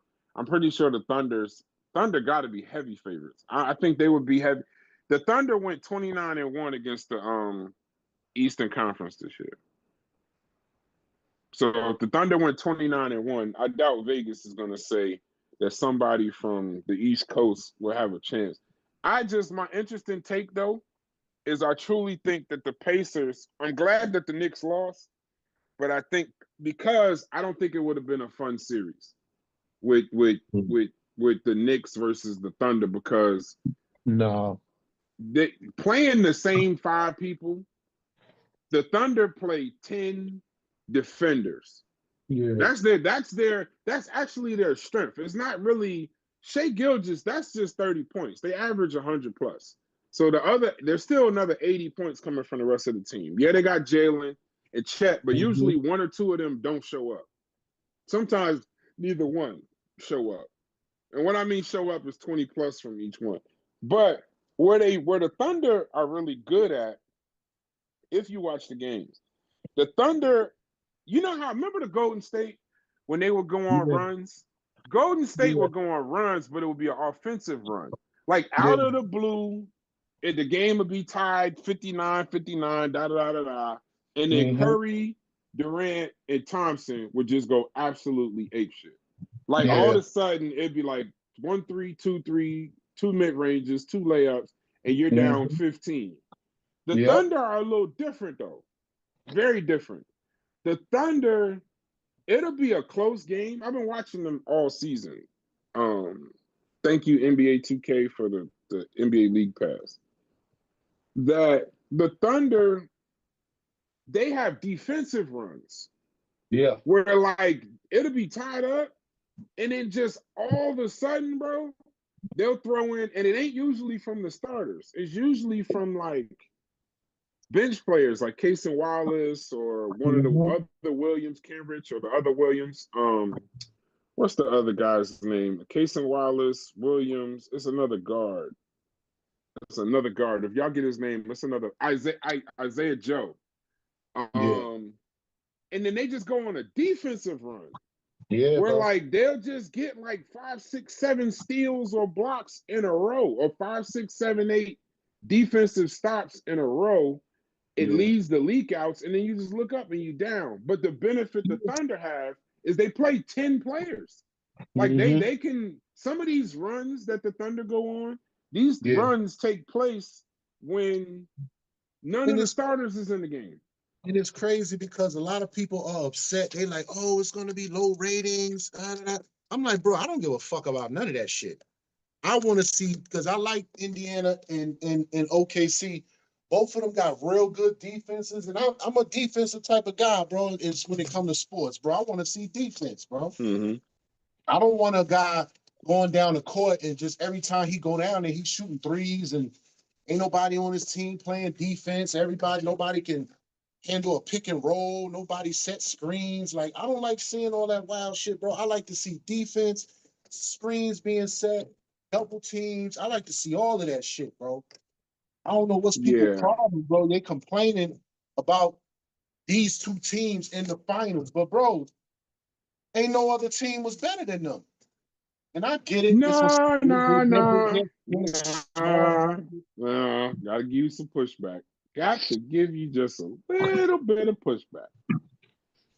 I'm telling you, and I know people don't agree. I get it. I think the Celtics. I think the Celtics were better, but when you lose two of your starters, Yeah. it ain't like they lost. People keep saying Tatum, Tatum, Tatum, but Porzingis, I don't know if Porzingis got AIDS or something, Not but like that mystery illness shit that they kept talking about during yeah, I don't the know what that playoffs shit was was about. just That shit was crazy. weird. That shit was Bro, they weird. were saying he couldn't breathe. Like Yeah. I've heard of players being injured. I never heard like a commentator say like they had to pull him out because he couldn't breathe. Pause. Mm-hmm. So Tatum and Porzingis, I think the Celtics are the best team in the East. Yeah. Um, I definitely think the Thunder was the best team overall. But the Yeah. Thunder, now I will say this though. This is why I want to see the Pacers versus, like I said, the Pacers play 10 people. The Knicks only play 5 or 6 people. I don't Mm-hmm. think that lasts over a 7-game series. Maybe one game you'll get away with that, but I don't Yeah. think it'll last over a 7-game series of. And I don't think Jalen Brunson can go crazy on Shea Gilgeous like that. You know what I'm saying? Like I don't think all that shit that he was doing. I don't know if he could do that. He a dog, but Shea Gilgeous is like the dog right now. So I don't know. I don't know if he could do that. But the Pacers though, and Brown was injured too, Hart. The Pacers though, the cool thing about the Pacers is the way they play offense. I think they're gonna give the Thunder a challenge because the main difficulty playing against the Thunder is when you try to run and set up half court offense. That's where it gets crazy. Where you try to like every time you come down the court, you trying to set up half court. But if the Pacers try to score within the first 4 seconds of the shot clock, like they're throwing the ball all the way up the court. So they're going to be in transition the majority of the time. The only thing I want to see, I want to see what Halliburton and Gilgeous do against each other. I don't know if they're going to guard each other, but I want to see what they do because that's the two, you know, heads of the snake or whatever. Pause. And the second thing I want to see, Rick Carlisle versus the other coach. And the reason being is because Rick Carlisle is a lot. Rick Carlisle is one of the smartest NBA coaches that gets no respect. Like none. He gets no respect on like those when they talk about greatest coaches, it's Spoelstra and Ty Lue and all of them. Rick Carlisle is one of the best coaches in the NBA. Yeah, I'll be He's a right back. coach's coach. Okay. Yeah, he's a coach's coach. So I would love to see what that looks like. But y'all hit the link, bro. Y'all got us up here talking about Pacers Thunder. I know y'all going for somebody, or some of y'all team just lost. My team lost a long time ago. There ain't shit I could do about it. My Lakers lost so long ago, I wouldn't even remember if I didn't just say it, bro. Oh, but shouts to the GOAT. Since I got the microphone. Shouts to the GOAT. 21 straight all NBA teams. Amazing, bro. So we could talk about longevity or we could talk about whatever, but that's a hell of a record. I didn't even know he did that. 21 straight. That means for 21 years straight, he's been a top 15 basketball player. And at age 40, he's a top 10 basketball player. That's crazy. Dope. All right, okay. Yeah, Well, dope. we'll look Like it up. he definitely got the longest time, you know, on top. Like that's just crazy. You know what I mean? That's mind-boggling. Yeah, Now, he I has don't. a I definitely know Jordan could have did it. That's the. You know what's crazy in these Jordan conversations? I kind of got to bite my tongue in a lot of these conversations because I could say, yeah, that was crazy what LeBron did, but I don't think it's a. I think Jordan could have did it too. I think if he played that, but I don't think Jordan can have. The only thing I don't think Jordan can have, I don't think Jordan can have the longevity LeBron had. I don't think so. no. He That's a was, whole nother type of metric right there. Like yeah. when we are arguing for Jordan, we're arguing when they was at the top of their game, who did the most? Who got more out of it? You feel me? Like, Mm-hmm. you know what I mean? When you can say, yo, this is LeBron at his peak, and you say this is Jordan at his peak, who got more done at their peak? Now, stand by your peak longer than anybody. You dig what I'm saying? Far as wise your stats. Yeah, LeBron got that over everybody all day. You dig what I'm saying? But Mm-hmm. nigga, players at their peak. That's why I throw Cole Malone and David Robinson and them in there. Because yo, when you look at their peak, yo, they were on par with anybody. Like, just look at the numbers. These niggas was getting to it. You know what I mean? It ain't no, you know what I mean? So yeah, LeBron definitely is the GOAT of longevity and staying, you know, close to the top. You know what I mean? Your whole career, like nigga, your 20 years, yo, you've been consistent. Like, yeah, that speaks for itself. So when players like Charles Barkley and them, you know, question whether he's top five or you know what I mean, stuff like that. Like, yeah, y'all doing a little bit too much because you can't, you know what I mean. Yeah, nigga, you gotta have him top five. You know what I mean? Like his Yeah, numbers put him in the top five. Like I don't care if you like your herb better or not. The nigga top five. Now where he's placed at in that top five, I don't care where you place him at. You feel me? I don't care, but he's yeah. definitely top five. I think Barkley and them, and shout out to brother Reggie in the chat. Hey, we just talking about basketball because the people that was coming up to talk about Booker T and Dubois, we kind of changed it, but I'd love to go back to that conversation if you want. So hit the link. Hit the link, Um, Reggie. yeah, hit the Spark it link. off. We're talking about basketball because we kind of passing time.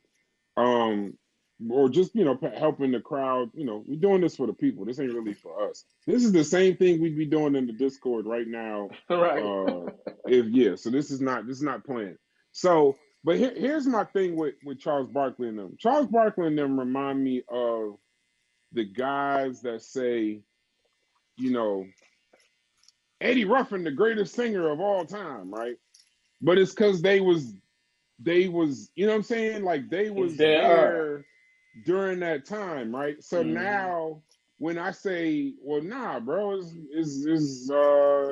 Maxwell or Luke, like my sisters and them. You can't tell my sisters and them nothing about Luther Vandross, bro. You want to start an argument? Compare Luther Vandross to anybody. They're like, man, get the fuck out of here. It's Luther Vandross. You know what I mean? So now I think Barkley and them, you would almost, in order to validate yourself, this is an interesting take, Sha. I can't wait till we get you on this new channel. The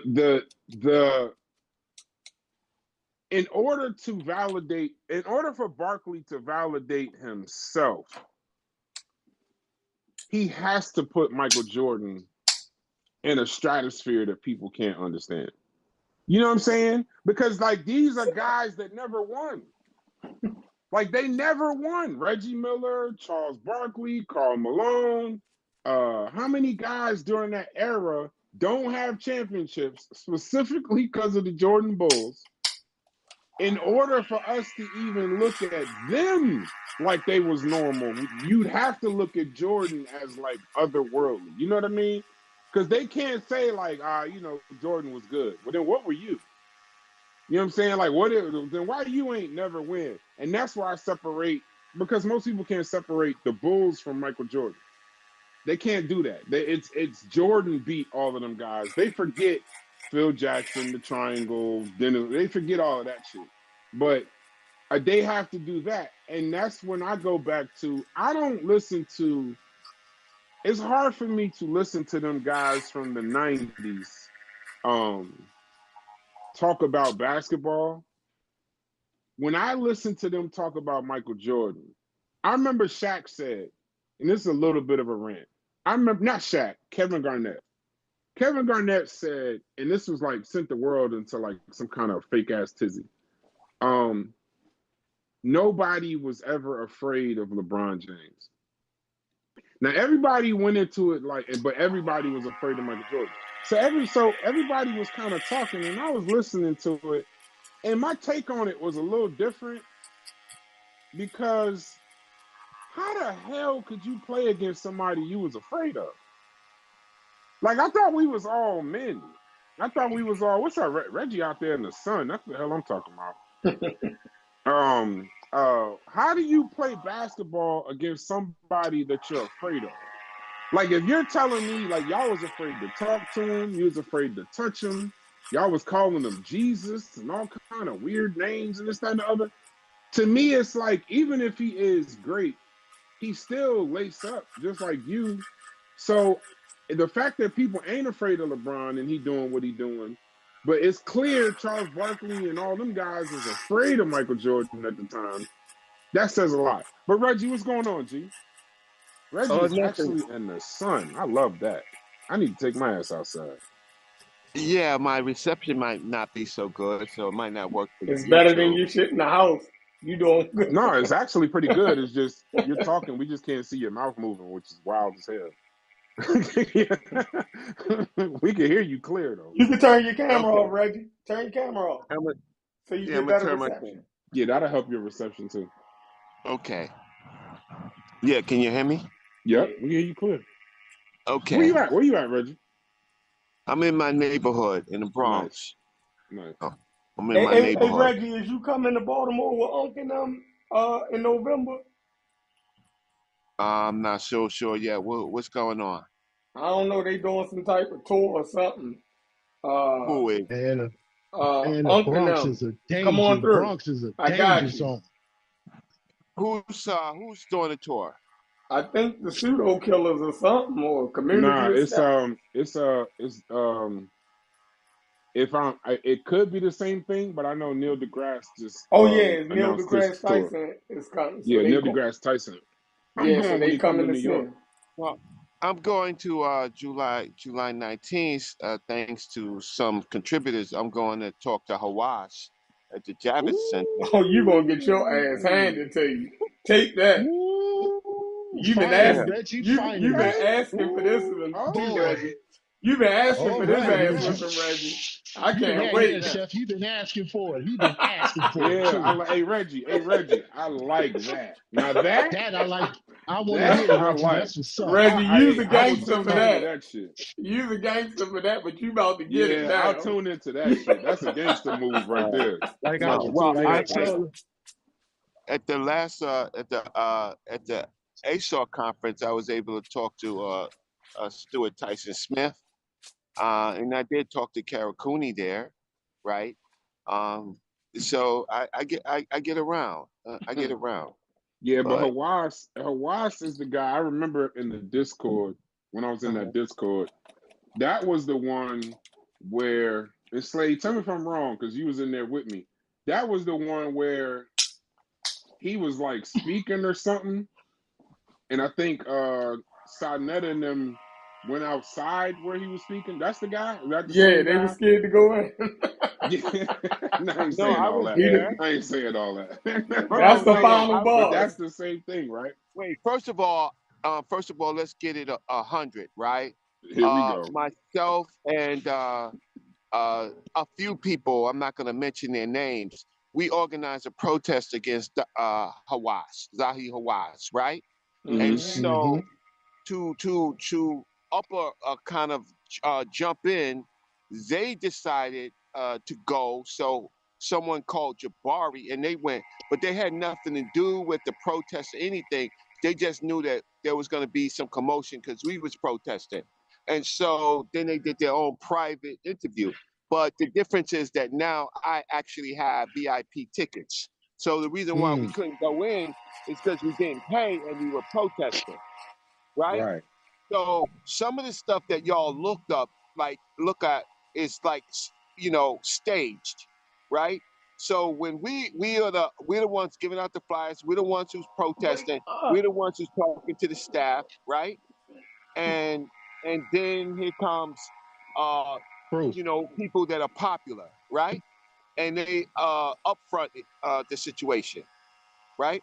So that's how that happened. But this time with Dr. Zahi Hawass, I get to ask him some questions because I paid or it was paid for. So the problem is That's that right.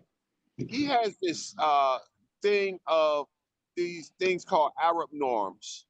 But at the time period of this civilization that we talk about so much, right? Arabs were not formulated, so they're not even in the conversation. So how could Arab norms influence ancient civilization? That means you are strategically uh, not manipulating the arguments, right?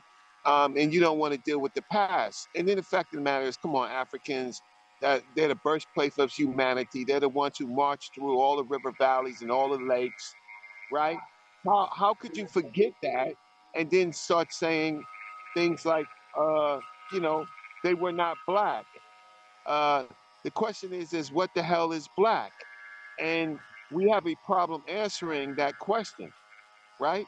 One is you're not black if you never called yourself black, first of all, foremost. So you got to have some evidence in some culture that you called yourself black and you venerated black, right? Arabs don't do that, right? The ancient people of Kemet, they said in many ways that they were black. They used the black ones, right?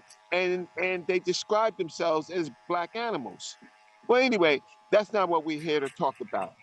Um, but I just wanted to. You was just giving me some news, and I was just giving you some news.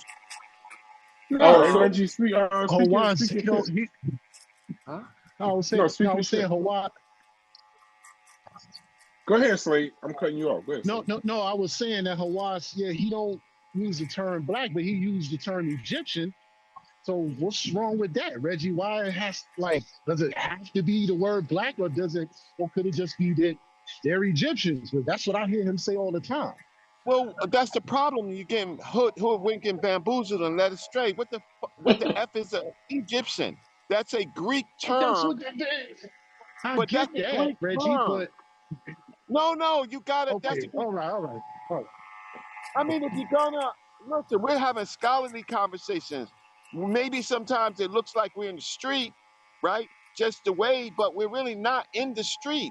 The fact of the matter is, Egypt comes from the word Egyptos, which is a Greek word, as they interpreted Africa. The Nile is not the Nile. The Nile is, they call it Nile after the Nilus, after Mm-hmm. the nymphs, the Niluses, right? So they just changed the vocabulary.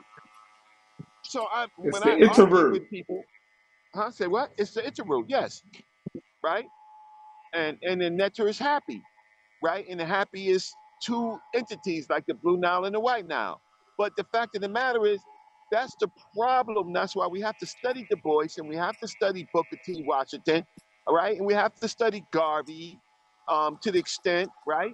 But but the fact of the matter is, we were trying to define ourselves in that particular period. Booker T. Washington said what? We were niggers and Negroes at the time of Booker T. Washington, right? And Booker T. Washington said, okay, that to me and labels not relevant. What is relevant is that we get on par with industry, Mm-hmm. right? You didn't care about. You said, you know what? I ain't gonna argue the petty things. That's the situation. We're just out of slavery, right? We're just out of slavery. Like, I'm not going to argue. What I'm going to argue is get us on the next stage, right? Mm-hmm. So we need industry. So, but before we need industry, we need to seed it because we need to teach you industry. So when you came to Tuskegee, he said, listen, uh, you just come, leave home your underwear. Why? Because I'm going to embarrass us all. I'm going to show you that we can't be anybody unless we can make our own underwear. And even up to this day, scholars like Dr. Tyreen Wright, one of the greatest young Black woman scholars, right, of that period of Booker T. Washington, she's the one that you need to kind of contact. She, uh, she went to Tuskegee, and women had to make their own underwear, and men had to make their own underwear to be what you call uh, more than human, to be industrial. So you have people in the 1990s going to this university and still got to make their own underwear to make a point that if you can't even do that basic, you can't even control. You're always going to be slaves. You're going to be given things. You can't make things, right? Mm-hmm. So now Du Bois, in my opinion, he's had many things in his life that kind of changed his world. So when he was accepted uh, and attended university, right? And he attended the university. Uh, uh, he was he basically himself had two souls, right? And even though he asked what is the soul of the Negro, he had two souls. And then there were other things going on in the world, socialism and stuff like that, that happened a little bit later. But he was more of a philosopher, uh, uh, uh, and Booker T. Washington was more of a creator of industry, of an industrial mind for the African. It was Booker T. Washington that created our industrial revolution. Du Bois is a philosopher, right? He's more of a philosopher. He tries to analyze why things are what they are. Great mind. He's a great, great mind. But Booker T. Washington was gonna, I'll show you rather than just talk about it, Mm-hmm. right? Like, I'll show you. So he says, okay, you people, you want to be Pan-Africanists? We're gonna give it a try. Let's go to Liberia, Liberia. right? And he failed, but he went. Many of those people died, right? His experiment there was not successful because of the Natives. really different. Huh? Say what? The natives. Well, it's also the Did you just call behavior. them natives? Yeah, Yeah. it was the yeah, it was the I was ignorant as hell. unpreparedness. It was the unpreparedness of those people with tropical Africa. Tropical Africa will bust your ass. Getting off the point, Africa itself will bust anybody's ass. You try to go to Africa and stay for a while, you're gonna get sick. Now, how sick you get is another story, right? You ain't gonna have no toilet bowl with no toilet tissue and those things are rare. Toilet tissue going about by what's that toilet tissue, Charmin? You get the F out of here, huh? So the water's dirty. Even in modern states, the water you drink some water from the faucet there. You're gonna be sitting out. But what I'm saying about Booker T. Washington is that he he found some of the best professors, right, in industry like farming, right, best agriculture, right. Uh, how can I say stoneworking, right? He found those and he created an industrial mind. and then he duplicated it and challenged other universities to do the same. If it was not for Booker T. Washington, we would not have had an industrial revolution. Building homes. The amount of structures that African Americans built, right, based on right out of slavery and doing it themselves, it's just an incredible. And you can have land all you want, but you better have shelter on it. Booker T. Washington's people and their ideas revolutionized. I think building structures and farming, and Yeah, he then helped. there's yes, huh? He also helped start over 5,000 schools. Trade schools and those. I mean, the guy was. I think when you do the distinction between the two, one was power from above, one was power from below. One thought that we should do it one way, the other thought we should do it another way. And I think they both missed out on pieces. And I agree with you, Reggie. Booker T. Washington, I think sometimes people dumb him down to just being a laborer. Nah, he wasn't just it wasn't just labor for him. He was trying to dignify common labor. I think he was trying to make you understand that. I guess I don't know if it was becoming in vogue at the time, Reggie. You could probably educate me to that. But for some reason, he was trying to dignify common labor as if people was trying to get away from it at the time. I don't know. But to me, it seemed like he was trying to do um, we can get our power, but let's get it through the labor. Let's be the workers that go get it. Let's not worry about the politics. Let's not worry about the CEOs and the education of all of this. Let's not worry about that. Let's just get in, dominate an industry, and see if ownership comes from it. Now, I think later on in Booker T. Washington's life, even he realized and he regretted some of the strategies that he had, because going completely away from politics, I think he realized at the time, yeah, you can kind of like Martin Luther King. He's having this conversation in Discord. I think later on in Martin Luther King's life, he realized that the civil justice without economic justice was going to be a problem. But by then, we had gotten the civil justice, and then he was assassinated. I think Booker T. Washington, to me personally, was similar. I think he realized that it was labor. Let's focus on this. Don't worry about that. Don't worry about the politics. Don't worry about all of that stuff. Just put your head down, go to work. Over time, we'll get somewhere. And I think he kind of realized that wasn't the listen. end game wasn't going to finish that way. Well, What do you think about that? you need to fundraise and find Dr. Tyrene Wright and give her a little honorarium to be on your Spell show. her name. Spell her name. Dr. Tyrene Tyrene Is it two Wright, E's or is N-E? Okay. right, and then W, capital Dright. Mm-hmm. Okay, so now what he did in his formative years was create the Tuskegee model. So Yep. he created the first industrial model. Then in his later life, right, he started collecting all the lynchings, all of the news articles, right? Mm-hmm. He started collecting them and created a propaganda machine. So he had a newspaper.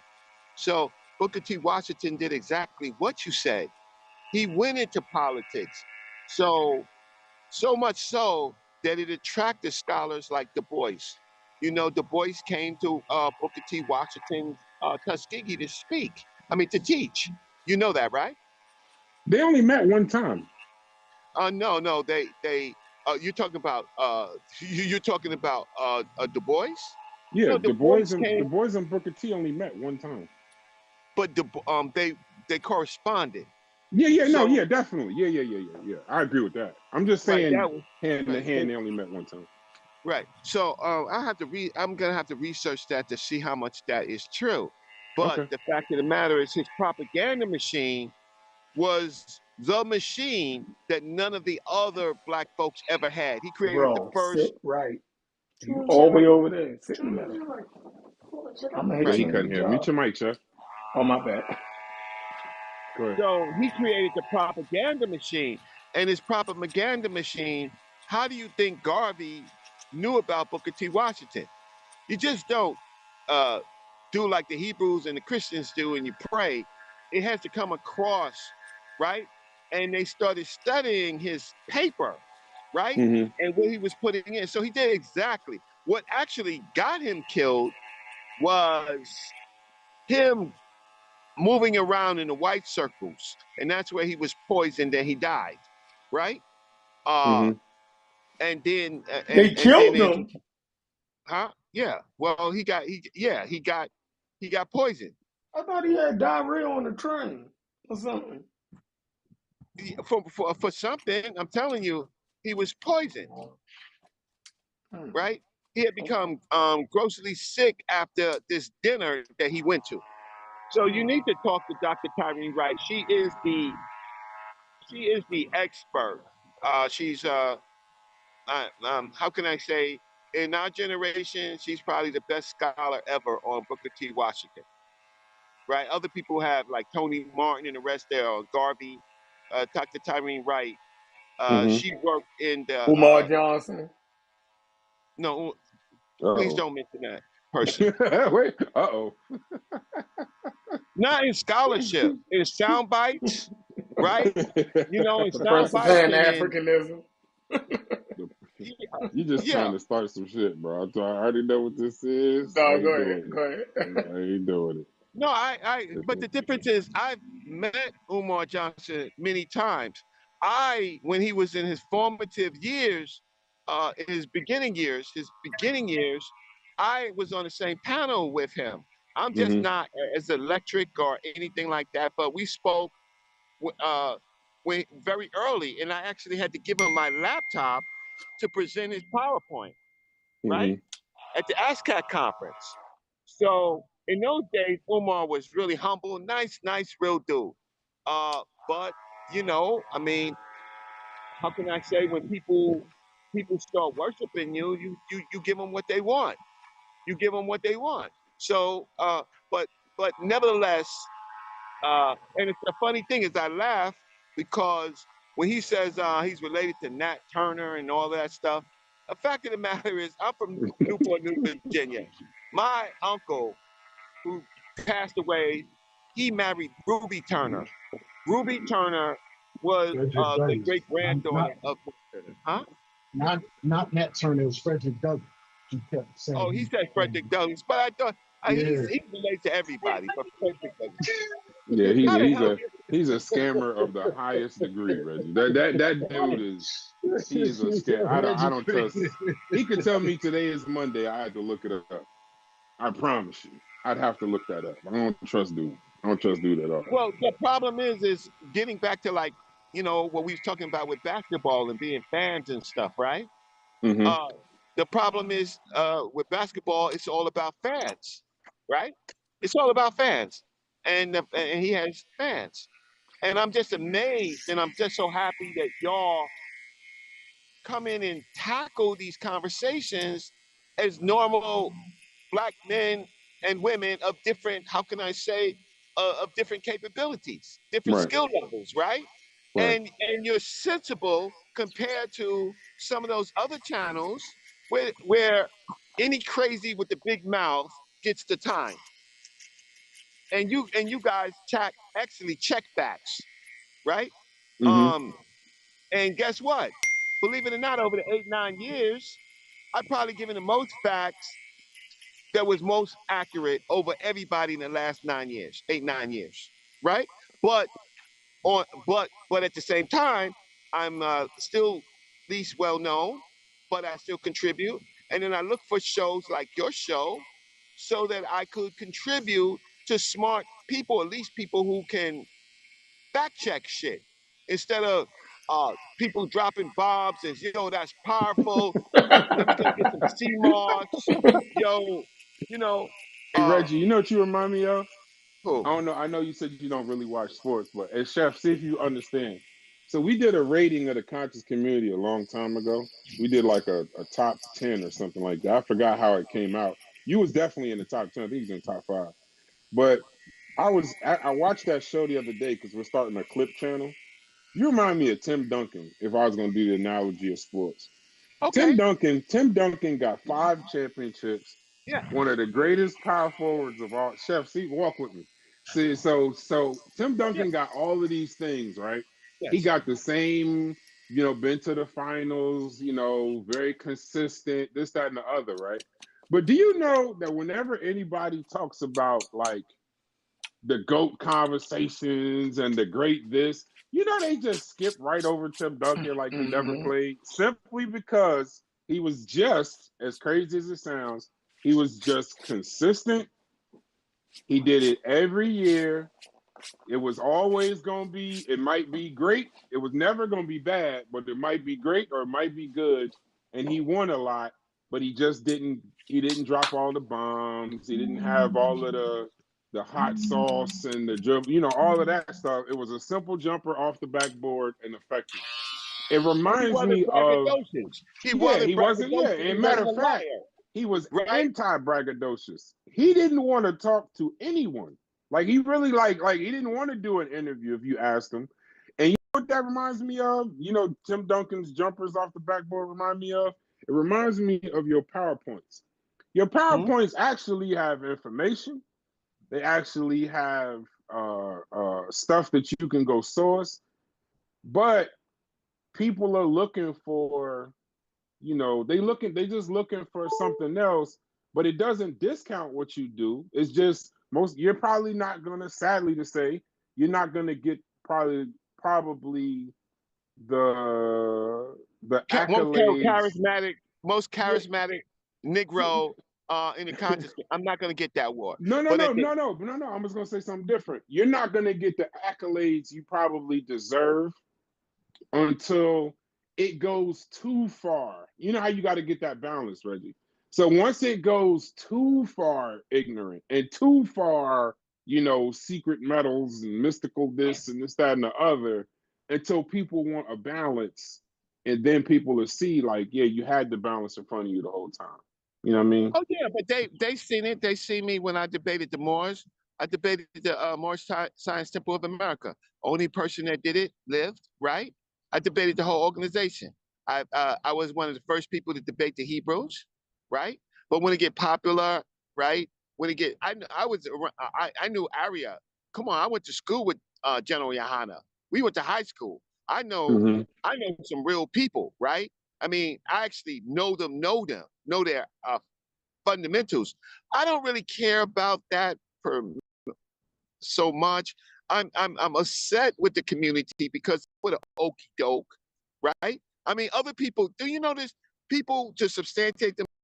They have to say, "Yeah, brother Reggie, you was there. What did you saw me, and I go substantiate a Negro, right? I go and substantiate a Negro for what the Negro. But I know people in auctions, right? But you're right about me being young. But the fact that it's one and two. My PhD program, these years, he's doing neuroscience, right? You know, my my ex-wife. Uh, I'm not going to tell you what she's doing, but I've said it before, but I'm not going to say it on this show. But the fact of Mm-hmm. the matter, is, f how charismatic you are. What you doing for your family? If you can't even do it for your own family, right? I laugh at a lot of these great, even elders. Uh-huh. Yeah. Yeah. Okay. You're getting off on this. You get off on some of this. I'm not talking about Dr. Ben and Dr. Clark. But you get off on, I'm talking about the next generation underneath them. Okay, if Mm-hmm. you're so smart and you raising people from the dead and you doing all this stuff, right? I want to know where your children at. That's What? what I want to know. He said raising people from the dead. I Raising love it. people for the dead. No, but Yeah, you know what's funny though? Boat You know what's funny though? ceremonies. He right though. He That's got a the point. that's the but what he's talking about though, it's funny, it's silly that we're laughing, I guess, but in the same token, what he's talking about is the real reality of anybody who has children. When you yes. get to a certain age, you don't gauge yourself by the conversation changes. You don't really gauge yourself by the house that you have or the history of what you had. It's the future of what your kids are doing. Where did your kids graduate from? How big are their houses? What are their incomes? You know, and those kinds of things, that sacrifice that you made. So what he's saying is a perfect conversation while people are saying me, me, me. What are your kids doing? Right. I don't care about the What's the cars point you of that? drive Yeah. or the new woman that you got, right? Who's only there for a paycheck, right? I don't care about that, right? Some help me money and stuff like that, make me famous. I don't care about that. What I want to care about is now let's move the camera to your family, right? And definitely to your children. Because No, they I don't know want a to do that. lot of Black leaders whose children, right? Whose children either one, resent them, right? Two, are unsuccessful. So then if you wasn't teaching at home, then you really was wasting your time. If you really wasn't and so if you can't teach your own children, motherfucker, don't teach my children. Motherfucker, don't teach my children if you can't teach your own children. Right? Mm-hmm. And that's the sorry for cursing, but that's just pretty much how I feel. So that's my measure. Motherfucker, did your kids go to college? Did you put them on a scale to go to college? Right? Or you was too busy worrying about what you was doing in your life. So for that brass, now you know the secret. Now that's the secret of the future of Black folks, right? So that's why the Boule Sigma Pi Phi is so successful, because that's how they recruit you. They say, yeah, you great, you did all of this by yourself, and we're all remarkable people. But guess what? Why the reason why Have you we translated it? Has it what translated to your children? no, they're saying with our help, you don't have to worry. Your children, they're gonna get the interviews, they're gonna get the jobs, they're gonna get the internships, oh, okay. The they're gonna get networking the you're talking scholarships. about. Yeah, yeah, yeah, yeah. It's more. You pay in, and your children survive, right? Your children survive. Like I was talking to man, I don't want to. I was in a law office, in a law office that I was in. They love to hire successful Black children of people, right? So I was talking to this famous attorney's daughter, and I could tell you offline, but I just don't want to do it. But she Mm-hmm. told me, um, so so I asked her about father. He's a great attorney. He was one of the best attorneys. I'm talking about Harvard type Uh-huh. attorney, right? So without saying his name. So I was talking to his daughter, and I said, "How'd you get the job?" Right? Um, she was just directed to it. You know what I'm saying? They're just directed. They're just directed to it, right? It's on their list. Somebody, so they don't have to do all the interviewing and all of that stuff. They just get it. Now, who's going to walk away from that? Now, in a movement, we can't offer nothing to our children. In a so-called conscious community, these people, uh, they can't offer nothing to other people's children because nothing was offered to their children. So when you get a certain age, like you're talking about, you get to understand. I'm 60 years old, so now I'm way not a child. I done worked in law offices, I done worked in IT companies, I done worked in all of that, and I worked in the Black community. And then I look at some of the elders with the big mouths, and I help raise. I don't want to say it like that because I'm No, gonna you can get a say phone no, no, call. no. You can say it exactly like that. No, I'm gonna get a phone call. Well, if I'm they a, don't I'm a, understand it, if they don't understand how you're using raise and they want to take it how you're using raise, then no, let they're them take ashamed it. of it. Yeah. Well, let them take You it how know, you use raise. and then but they're the first people to tell me what I'm doing right or what I'm doing wrong, and I'm 60 years old, and I'm like, save it. Like you're thinking too much of yourself, right? Um, So what I'm saying is, and the problem is that many of them have done things in the Black community. Great people done things, but the reality of it is, home is a different story. Home is a different story. Some of them, their children are successful. Some of them are not, and some of their children, uh, like Hakeem Jeffries' who is the nephew of my great mentor, Dr. Leonard Jeffries. I'm not a fan of him at all. And I took his little brother to Africa and pretty much chaperoned him. Sonny Clark, Dr. Clark's son, I took him and I chaperoned him. That was my job, to chaperone the children.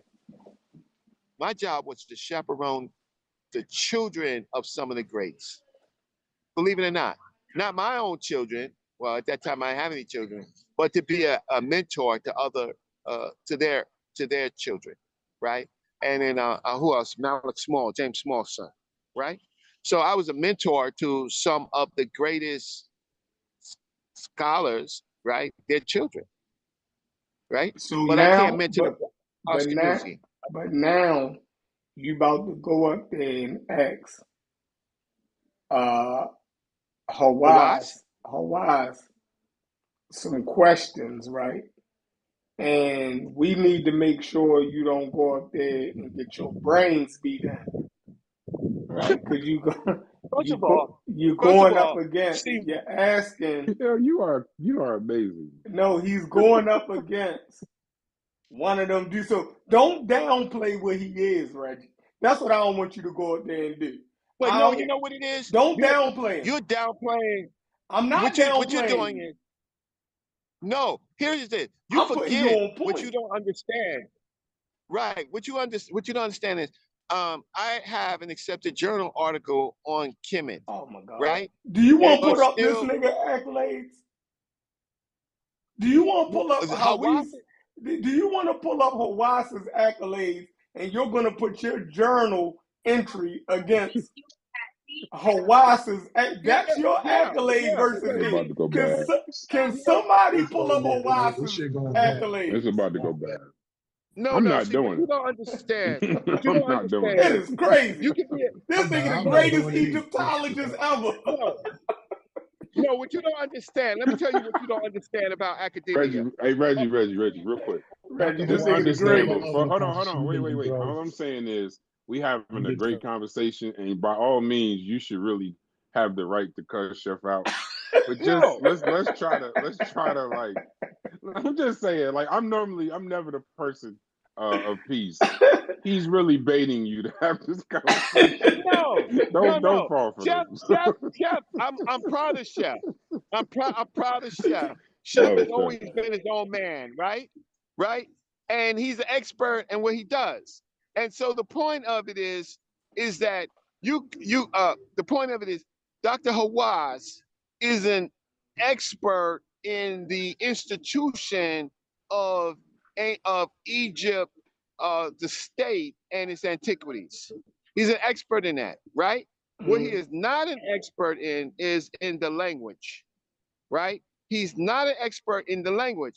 What he does is he's at a level that he can hire people and approve and not approve what he does. But if anytime someone says the black land, then I know that they're not updated because it can never be the black land because the 049 glyph, right? The Mhm. 049 glyph does not mean land. It does not mean cultivated land. It's in the O category of structures built. So that means if you don't believe that, then you don't believe in the system of the meta nature or hieroglyphics that the Europeans themselves. So when I watch them break their own rules, I say you can't break your own rules. Now, to say that a person is not black, Hawass, what do you mean by black? He said What it. do you mean? He said they No. wasn't Negro. What is Negro?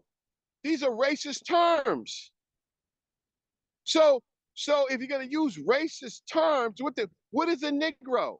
The So first human so this people. is the problem, Reggie. This is the problem. When we get into these, everybody know what black and Negro is until we get to Egypt. Now we got to question what a black person is or a Negro is once we get to Egypt, right? Nobody ever questioned was the Zulus black or Negro. You dig what I'm saying? If I say that the Zulus and Shaka Zulu they were black and they were Negro, nobody would cause an argument and try to go into the Zulu language and try. We understand that if we say ancient Ghana or ancient Benin were black, right, and Negro, Chef, nobody will argue. chef, But once we chef. get to Egypt and we say that they were black, and somebody say that they wasn't black, now your issue is, well, what is black? What is Negro? Hawass was clear. They're not black. They wasn't Negroes. So whatever You said you a think. lot, and you really didn't say anything. Dang. So you took a lot of time, Okay. but you I'm really fall didn't back say anything. Yeah, black fundamentally is a culture. It's not a race, right? It's not any of that. No, It's I'm not talking in the phenotype. racial sense. I'm talking in the racial Right. and the That's why. phenotypic sense, and that's what Okay. Hawass was saying. Reggie, Right. So, but Reggie, if he's you gonna. gonna have this, Reggie, if you gonna have this conversation with Dr. Hawaii, you gotta do better than this. You gotta Who the hell calm are it down a you? little bit, there, Reggie. Who the hell are Reggie, you? Reggie, Wait, hold on, Reggie. hold on. You Hold put on, on hold the on, black and gold hold jersey. on, hold on, You're not even in the game. Who are you? What's going on? hold on. Let me get off these spots. Hold on. Because you don't gotta talk to me like that, bro. You don't even know me, Reggie, to talk to me. I've been nothing but nice to you, bro. So don't even come at me like that. The way you talking to Chef, if that's how you gonna talk to Hawaii, then how's that I conversation didn't gonna get a go? chance to talk. All right, well, go I ahead. understand that. He's saying, but you gotta do better Reggie, than Chef what was you come doing on, saying. most man. of the You always think talking. somebody, nah, cause he always think somebody trying to disrespect him. I fuck with you, Reggie. This is Mongo, nigga. Stop acting like I don't fuck with you, Yeah. bro. I can't make a statement. And You wanna listen, curse me out, nigga? Or That's what I you didn't wanna curse Egypt. you do, out. bro? Black Is that Egypt what you wanna is do? I didn't curse hilarious. you out. Is that where you wanna go? No, Cause I can stop. go First of there. all, I didn't curse you Come out. on, bro. But I got secondly, love for you, my nigga. Don't do that. no. When Don't you do say that. you got love for me, Jesus you're gonna Christ. say I'm gonna do better than that. Black Egypt wins What I again. That's what you mean said is the to way me. So you your came tone, on. Reggie. I'm talking about your tone, Reggie, and the way that you talking to Chef. If you're gonna I'm talk to talking to Hamas Chef, like that, not the conversation Chef. is not gonna I'm go talking to nowhere. Chef, not Yo, Doctor, I not hope Doctor. I hope this conversation is recorded on video because I want to see this. I want to see this conversation. Okay, so now here's the thing. So here's the first thing. And So then now right we're back to black. Dope. I love Wait, Black Egypt. no. I love it. Now Go we're ahead, black. Reggie. No, I have nothing to continue. I'm So listening. I'm just listening. now we're black. So this is black cultural stuff. Um, even though a person has some respect for me and deals with me, right? That's not a problem. But the minute that you say I have to do this better, and I'm outside in the street. I've written an article, right? You could check my citations, right? I have enough to talk to him about because I actually did the work. But now, having a conversation, hee hee ha ha with my brother Chef, I got to do better. Yeah. And I didn't even say anything. So say what you. I didn't even So say anything. let's get to it. Let's get to it. Because July is coming. July is coming fast. Yeah, that's Yeah, coming yeah. fast. So if you can't get past me, slave, imagine what Dr. Hawass is going to do to you with the 049 glyph. You dig what I'm saying? So go. Okay, We know no. what So Hawass was saying. let's Hawass, deal with the 040. Let's deal with the 049 but glyph. he ain't talking about the 049 glyph. He definitively said that the Egyptians wasn't black, they wasn't Negro. That's what he said. And I am saying to you, You saying that they was. it gives me opportunity. Wait, it gives me an opportunity to say, Dr. Zahi Hawass, you are using racial criteria, right? That is manufactured to talk about ancient people, and none of the other scholars, the more modern scholars, are not doing that anymore, right? And the museums are not doing that anymore. You are doing it from a vantage point of you living in your world in Egypt, but modern scholars don't talk like that. None of them. He was Dr. having a Stuart colloquial Tyson, right? conversation. He was having a colloquial conversation. He came down to the level that we're having a conversation at right now. to give us a clear understanding of something that we were having a discussion about, right? When it was about the Cleopatra Netflix series, right? And by Cleopatra getting cast um, as a person of West African descent, that are commonly called classified as black and Negroid, he was saying that the Egyptians wasn't that type of human being, right? So it will be no different than me saying, and I ain't mean to cut your time. I just want you to be able to get to it clarity, Okay, well, right? So the same way you will be able to okay. say, So here's the thing. go ahead. Yeah. So Elizabeth Taylor, right? She was cast as Cleopatra, Mm-hmm. right? No way does Cleopatra mimic anything. I mean, Elizabeth Taylor mimic anything culturally about Cleopatra. But there was no outrage when European scholars put on black faces and they represented Arabs, right? In many of the motion pictures, right? It's Mm-hmm. no problem when even when Charleston Heston represents Moses. Moses, right? It's Mm-hmm. no problem. The problem occurs when and it's Hollywood in the movies, and it's just entertainment. Right. So you're taking entertainment and you're making it more serious than it should be. It's about great actors, right? And who could play the part. No, this was a And then documentary. This was a docu series. The Netflix about Cleopatra was a docu series. Uh, Charleston Heston and them was playing in motion pictures about biblical shit that we don't know if these people were real or not. But Cleopatra and the Egyptians were definitely a historical people and a historical person. Was you dig what I'm saying? uh, So go ahead. yeah, and I understand it, but then there's other issues. She was picked, her daughter, right? Her daughter was picked to marry Juba, right, from North Africa. You do Mm-hmm. know that, right? Mm-hmm. So the Caesar at the time felt that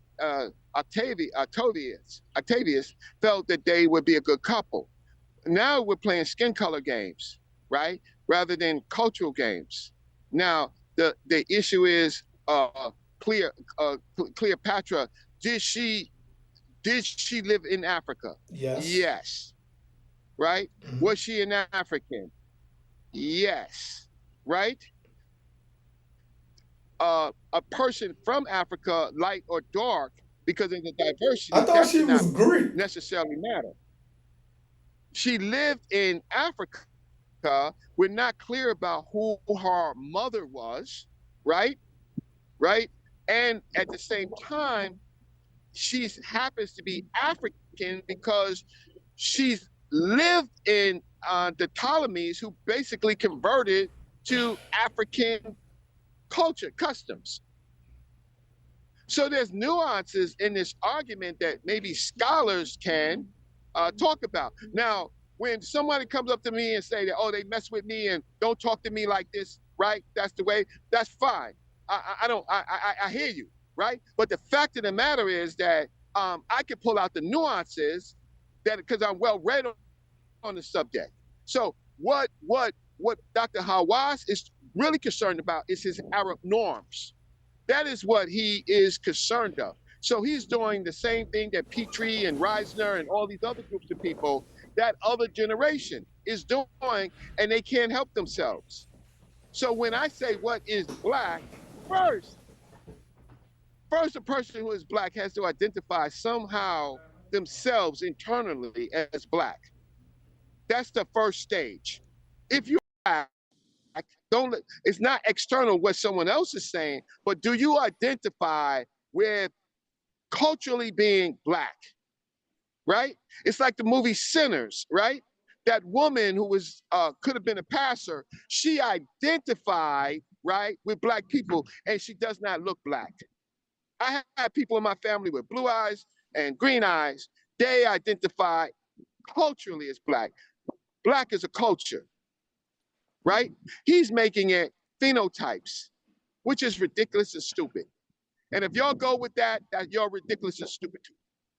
right? Because no scholar today, they've changed the word. They use the word clines. Clines are attributes, right? And they study the multiple clines. But I don't think that y'all want to be I think that y'all don't want to be more modern scholarship, because none of these people can write a paper to say, write a paper, a scholarly paper, right? And have it peer reviewed and say that and use the word Negro without it being because they don't use that word in scholarship like that no more. But I'm the one who's wrong, right? But guess what? At the end of the day, even if it's for 5 minutes or 10, 6, 7, 4 minutes, 5 minutes, I'm the one who's picked to do it. No, I'm the one who picked to do it. yeah, So come that's just correct how though. I am You correct. you gotta see, and this is a problem I had with Unc in the conversation. Is Yes. it's the same situation. Like now we're questioning what is black. Like when we never questioned that until we get to Egypt being questioned as black. And all along, when Dr. Ben and them was talking about Egypt was black and black man of the Nile, we never questioned what black was. We understood it. You dig what I'm saying? Basically. But now that people are Look, putting forth whether the Egyptians were black or not, now y'all young y'all man, young man, are young disproving what black young is man, just for the sake young because y'all man, can't hold the ground no more. young That's young what I'm saying. young, young man. Yes, sir. Um, I was a student of Dr. Yosef Ben Jokanan. I went Mm, into the classrooms. I was a student of Dr. John Henry Clark. I went into the classrooms. Young man, that was a different generation. This generation has to be a little bit more specific about what it is, right? mm, Because we've had the pushbacks. So this is the time that you're talking about is before the pushbacks. This is post pushbacks. So post pushbacks, right?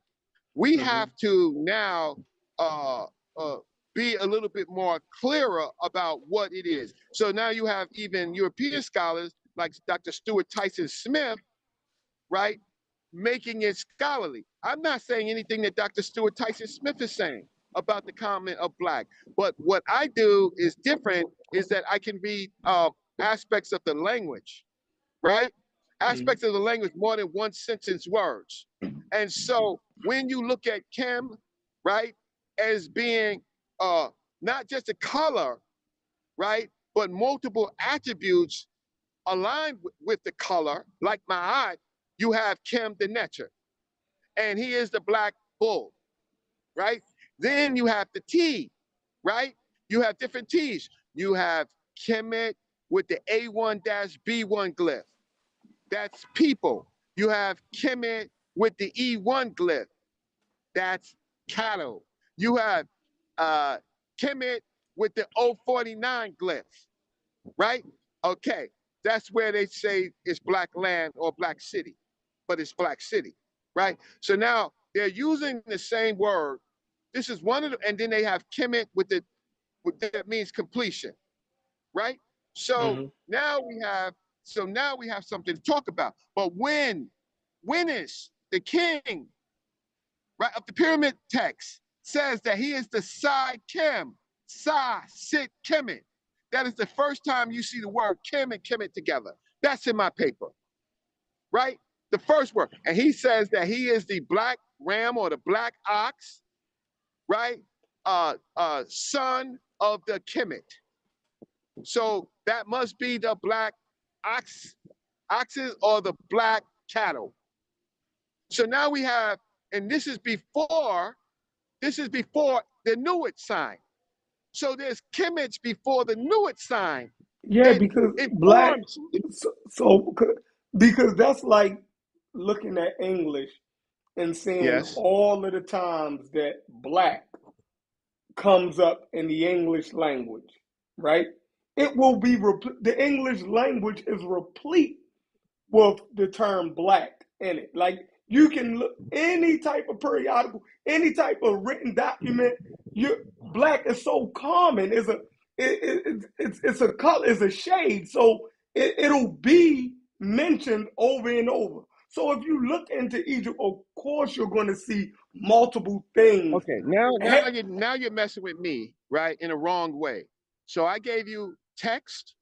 So don't No, play with me now. no, I'm not Now I'm playing. on the phone. No, don't play with me now. Let So me no, finish. now Let you're me finish. playing. Let me. No, I heard your point. But what All you right, go ahead. just missed, Mm-hmm. what you missed is the chronology of the words. When it first appears. When Kim first appears with Kemet, you're talking about black oxes or black rams, Uh-huh. right? That's the first time it appears in print. Now, you can get other nuances of it later, right? Now, what you were saying, you want to be a juggler and juggle all of the notions of black, Yeah, we got to right? make But sense you out missed of it. what I said. I made sense. I gave you the first occurrence of the word. It was talking about animals. That's correct, because they are cattle people. Okay, fine. So, of course, they can mention black animals or animals that appear to have the color black because of the darkness of their fur. Fine. You dig what I'm saying? That just means that they can recognize the No, color it's more black. than fine. It's something scholars have to note. It's fine when you, okay, the next time they So what does mention Kemet mean? Kim, When it's talking about the country, right, or a place where people live at, what does it mean? That's the whole thing. it means Black City. Black City. Who says Okay. that? Okay. Yeah. Who says Fine. that? Alexander Nibby. Okay. Alexander Nibby says Black City. Black City. Huh? Now, is Black City because of what? Let's get to it, Reggie. Oh, it's simple. It's simple. It could have been a place, right, that those people were adherents of the sacred black cattle called the sacred black bull called Apis, Awesome. which ate the Apis bull, which the Apis bull is all throughout worship in the early parts of the land, opposed to the red cattle and the red bull, Mm-hmm. right? So they identified themselves with the Apis, right? Oh, awesome. So there's a right, and so now, no matter what skin color that they have what you call a black reality, What? right? No.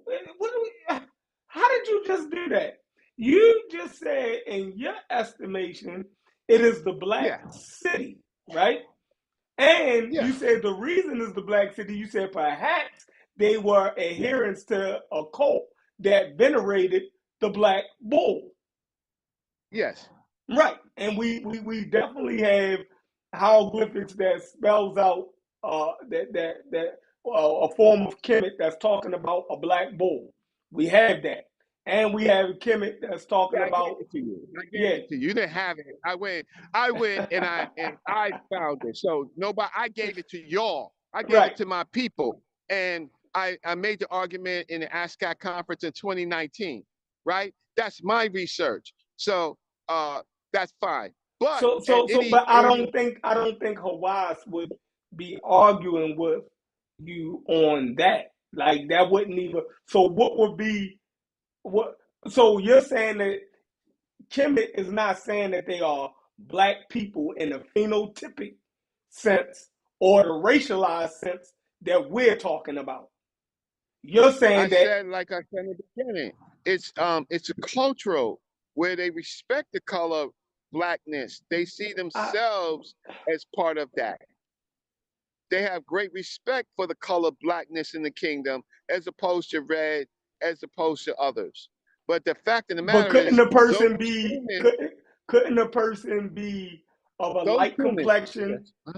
Couldn't a person be of a light complexion and still venerate the black bull and be Oh, you know what I mean? Still, so it don't have nothing to do with Oh no, no, no, phenotype. no, no. Here's the thing. Here's it. No. Here's the thing. So then you have to read the text on. So even when you go into the later text, right, you find words like pale, right, and you Mm, find and words very similar to pale. So for temple worship, you couldn't be too pale. You couldn't be too pale, right? mm, And that when they was fighting the Hekakasu, they called them pale, right? So that's in the text. But I'm not here to play color games. I'm just here to elaborate on your point, right? To say that they had a black reality, meaning black is part of their reality. Now, as far as Negroes is a manufactured term. White people who are passing are still Negroes. But why aren't they Negroes? It's because you don't want to see them as Negroes.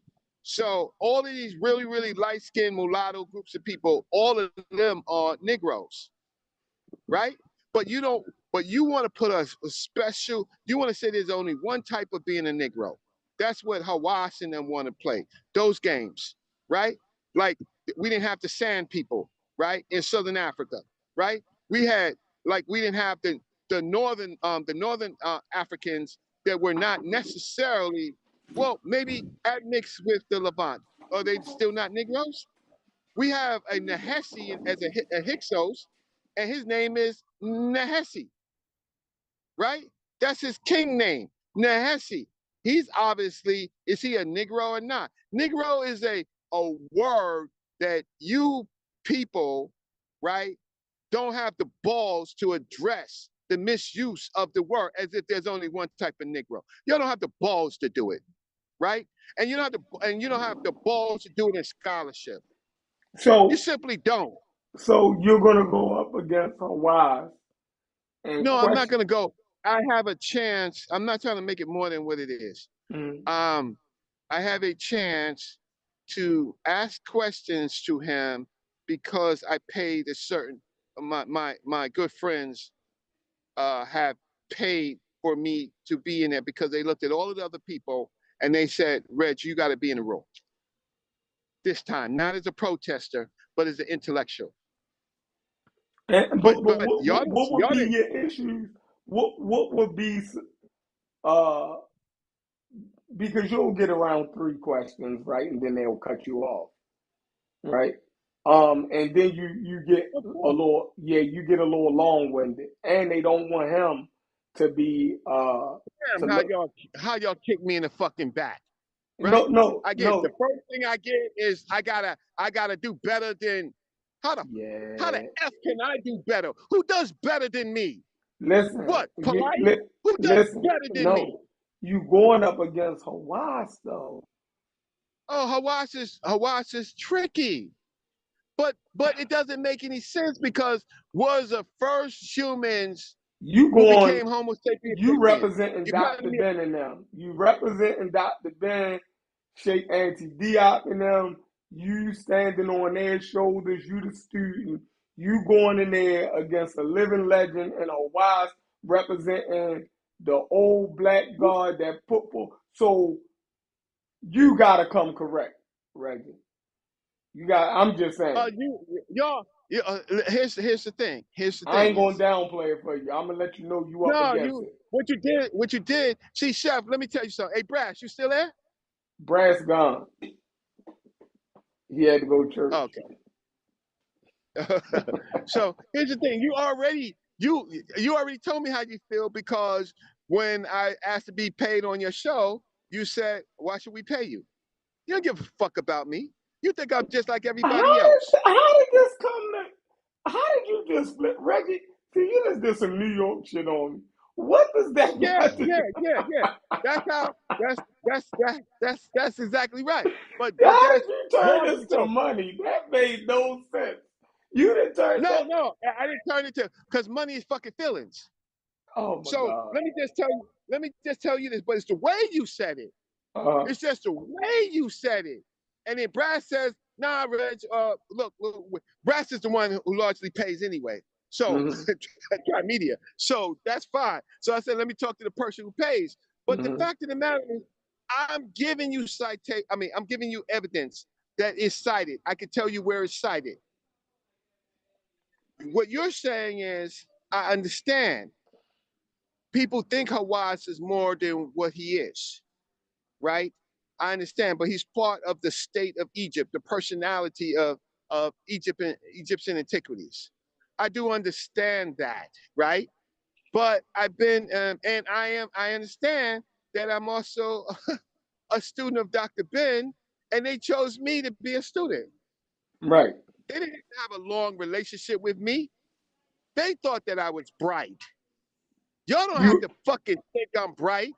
They listen. thought that I was bright. Listen. Y'all don't give a fuck about y'all, You are huh? bright like that, but that has nothing to do with you going up against the greatest Egyptologist alive today, right? Man, That's what you're about to man, you you're are about to okay. question this brother, and I'm not even clear Now he's on a what brother.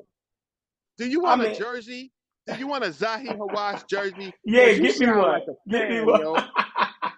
Get me You sound one. like a fan, huh? Say He what? number Yeah, 23. Hawaii yeah, he's Egyptian 23. 23. Yeah. Yeah, because he about to dump all over your ass. Listen, Air No, Hawaii. he's gonna ignore me. No, he's going to ignore He's going to me. ignore you if you come with a convoluted question, right? With a No, he's gonna ignore preconceived me. notion I already don't. baked into it. You No, already I got, don't. but but What is but my but Reggie, preconceived notion? you What you is my already you already got your my answer. preconceived notion is that I disagree with you're a fanboy. I disagree with the person who you are a fan of. That's my preconceived notion because I don't think that he's done the work on the subject, right? What? What? Why would you Yeah, say but he? Why?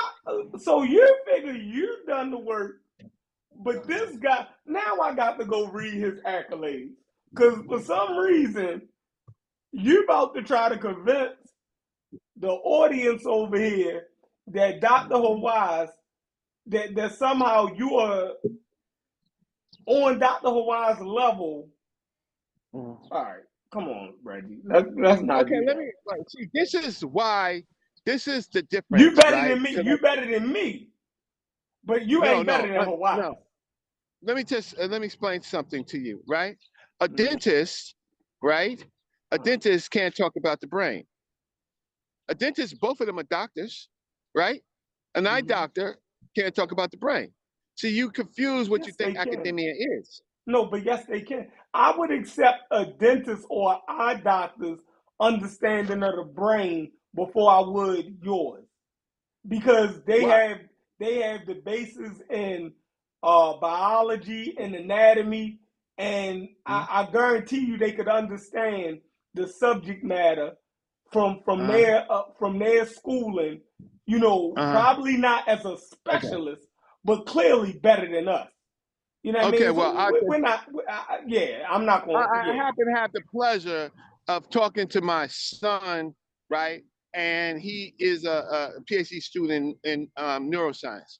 So I have, so at least I think he knows and I know the difference.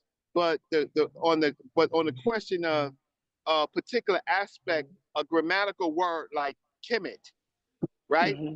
uh, that has a morpheme, that has a suffix, right? That is used particular ways in synthesis. He's never demonstrated. He's never demonstrated any of the aspects of the morphology of that word. So, and the semantics. So he has not done that. So now, since he's not done that, you say, fine. I know. It's like how black people think of the white man. I know he could do it. Master could do it. Right? So the Mm-hmm. fact of the matter is, in academia and stuff, they don't really care about what you think, they care about what you write. If you haven't written shit in academia, another scholar would say you, that's nice, but write it down. Cite it. I want to see the basis of your work. But we don't understand that in the Negro world. We don't understand that in the Negro world. We go for accolades and things like that. We don't go for actual writing. So I don't understand how you can even respect Booker T. Washington in his day, because he wasn't respected by white folks. He did his work quietly. Dubois, neither was Dubois. We just preserved Dubois's work, but pretty much it was empty. Most people didn't know about Dubois. Even Malcolm, El Haj Malik El Shabazz. We hear clips, but the only way you really had to hear Malcolm is to go and go to one of his speeches. And very few people did that. So I mean, you can have your arguments. They just don't. They don't. They don't mean too much to me at all, because I'm talking to you and I'm being nice, trying to be professional. But I know that you, in this conversation, you eating your popcorn. You're a popcorn eater. You Right. don't have as much university training as me. You haven't talked to as many scholars as me. But I'm gonna be nice because I really respect who you are. But I'm not gonna get up here So it's time to for respect somebody who a where wise I'm on is, though. But it's time to where respect I'm on who a a wise phone. is. Yeah, but I'm on a goddamn phone, right? I'm on a phone. I'm not looking at the damn screen, and somebody disrespects me, and then gets upset and says it's personal, like I know who he is, and I'm not even looking at the name. I'm supposed to know his voice. You see, Hawaz we wrote build these, Hawaz huh? wrote over 30 books, though. Just say my name, Reggie. You ain't gotta do subliminals. Because I'm saying in general, it's not just, that's not you, my good brother. It's not you. It's just how people, I'm on the phone. I'm not That's looking at the cool. screen. If I That's knew it was cool. you, Mongo, That's cool. I would have been cooler. But That's but cool. but dag, like that's what I gotta go through in life, right? I respect you, you know I do. I Yeah, I just respect hear you your too, brother. voice, right? But dag, you don't gotta go get black. It's just some information. I So when you know. say, if you watch this, if you say I gotta come right, and I ain't doing it, and I'm like, damn, most of the times up until now, Chef was talking. Mm-hmm. I was trying to figure out how to counter it. But you, my Mm-hmm. brother. Okay, so we passed that. Let me get back to Mm-hmm. Chef. Right. Get back to Chef. So, Chef, you have a Mhm. right to be able, like everybody else, to make your decision on it. I also know you have biases. I know you don't like Dr. Ben. I'm not really sure if you really understood what Dr. Shekhar was doing, because he was the one who created this argument. And I'm not so sure if you know Dr. Giob's arguments, his great thinking and his mistakes on the issue, right? Yeah, When he I'm familiar with Diop in his position. Okay, so when he was talking about Kemet, and it could only mean the Negroes, right? Mm-hmm. First of all, that term is translated Negres is translated from French, Yes. right? And so Mm-hmm. when it comes into English, it's Negroes, Mm-hmm. right? But he was talking about the African. So, uh, so he's basically saying Kemet means this African in the Nile. That's what No, he's. no, That's funny. That's funny. no, and that's a good try, right? No. That's good revisionism, right? But he even doubled down on, first off, the guy spoke French, right? Now, he can say African, and French is a very rich language, probably richer than English, right? You can express yourself properly in French, right? The guy spoke French. The guy spoke Wolof. You dig what I'm saying? And a couple Arabic and a couple other dialects. So we ain't gonna play like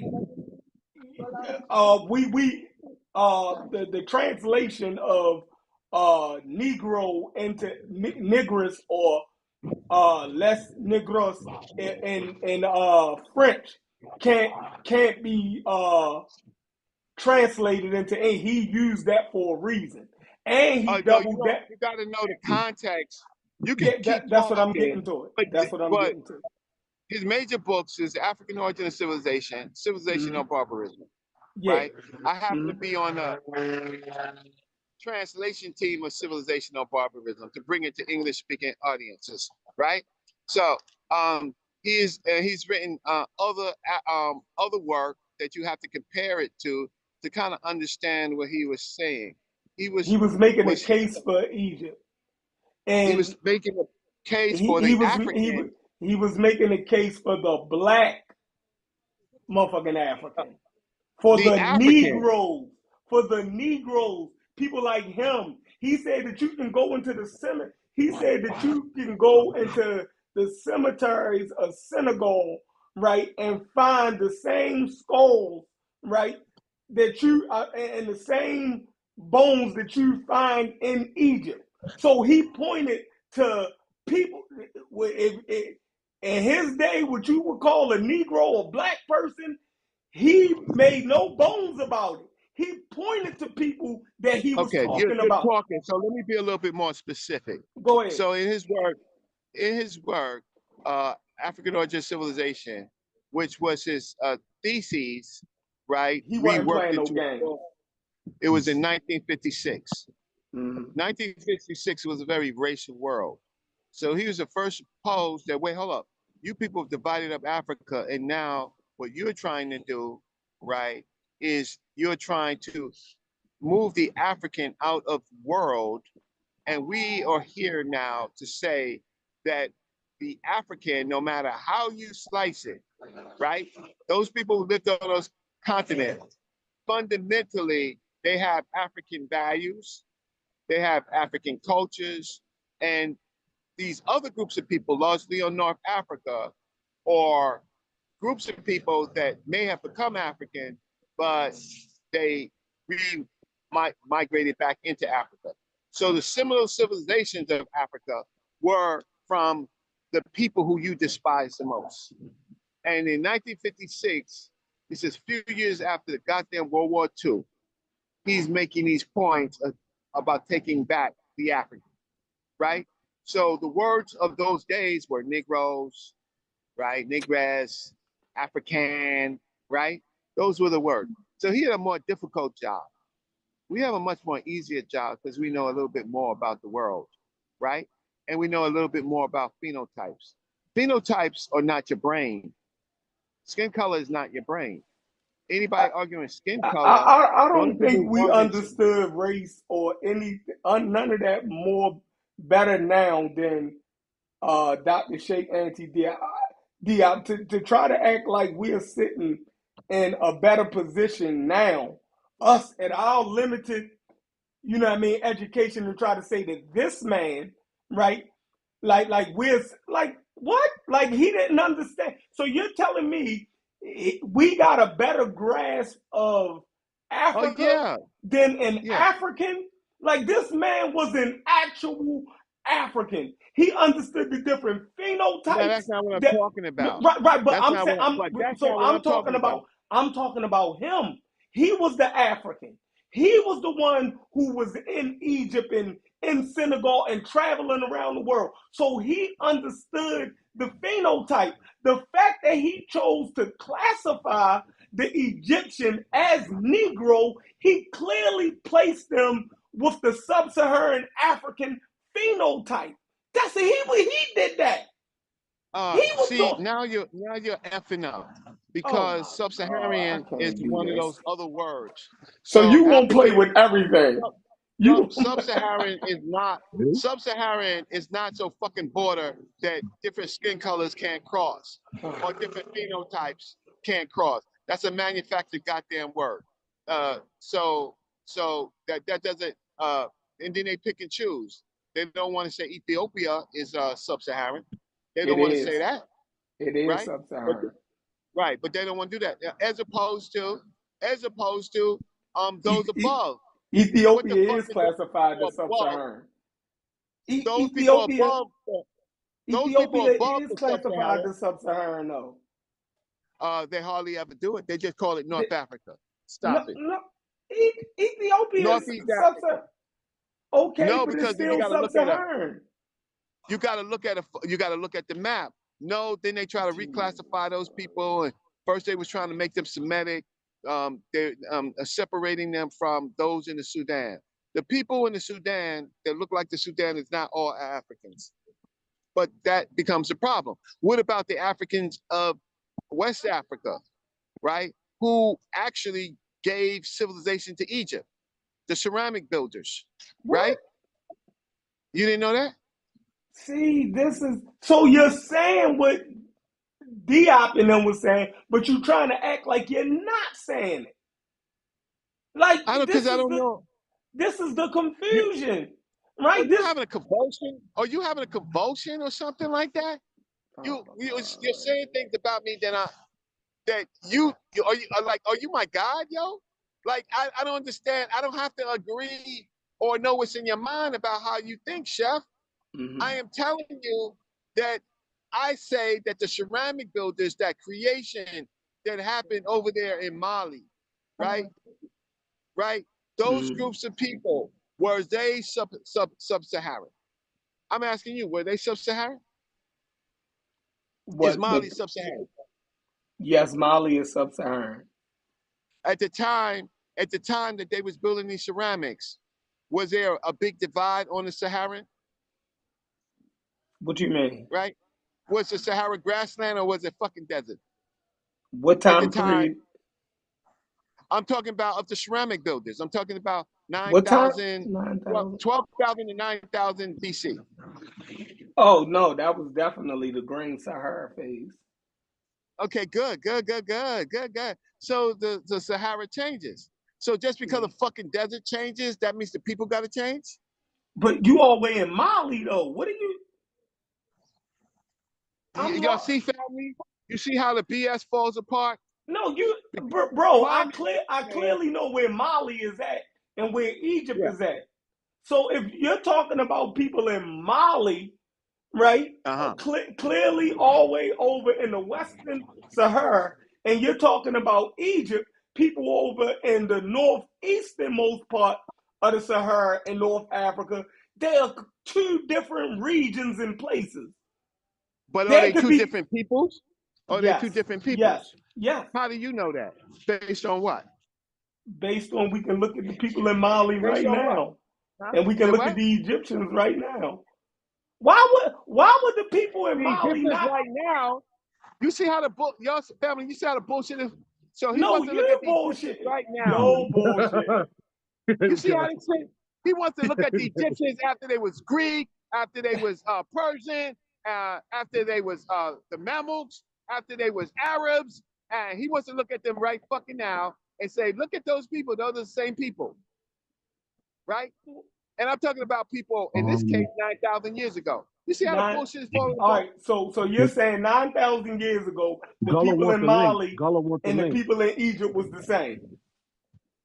Huh? It was at the top, Gullah. I don't know where it went, but it was at the top, Gullah. So is that what you saying, brother Reggie? Or Oh, you? I'm saying that looking at today's population, to do that, Chef, is not, and I'm being polite to you because I respect you, right? I Mm-hmm. respect everybody on this platform, by the way, right? The Is link not a right there, scientific Gullah. way. It's not a scientific way to look at it. No, It doesn't necessarily. It doesn't. Just like the white South Africans, right? but Just like we the white know, South. right? But so now you're saying that the Egyptians that's in Egypt now is not the descendants of the ancient Egyptians. No, See, I mean, so nobody can't do nothing with that. they're So, not because but you're saying is the I'm people in surprised. Mali? So is the people in Mali the ancient people of Mali? Are they the descendants of the ancient people in Mali? Okay, okay.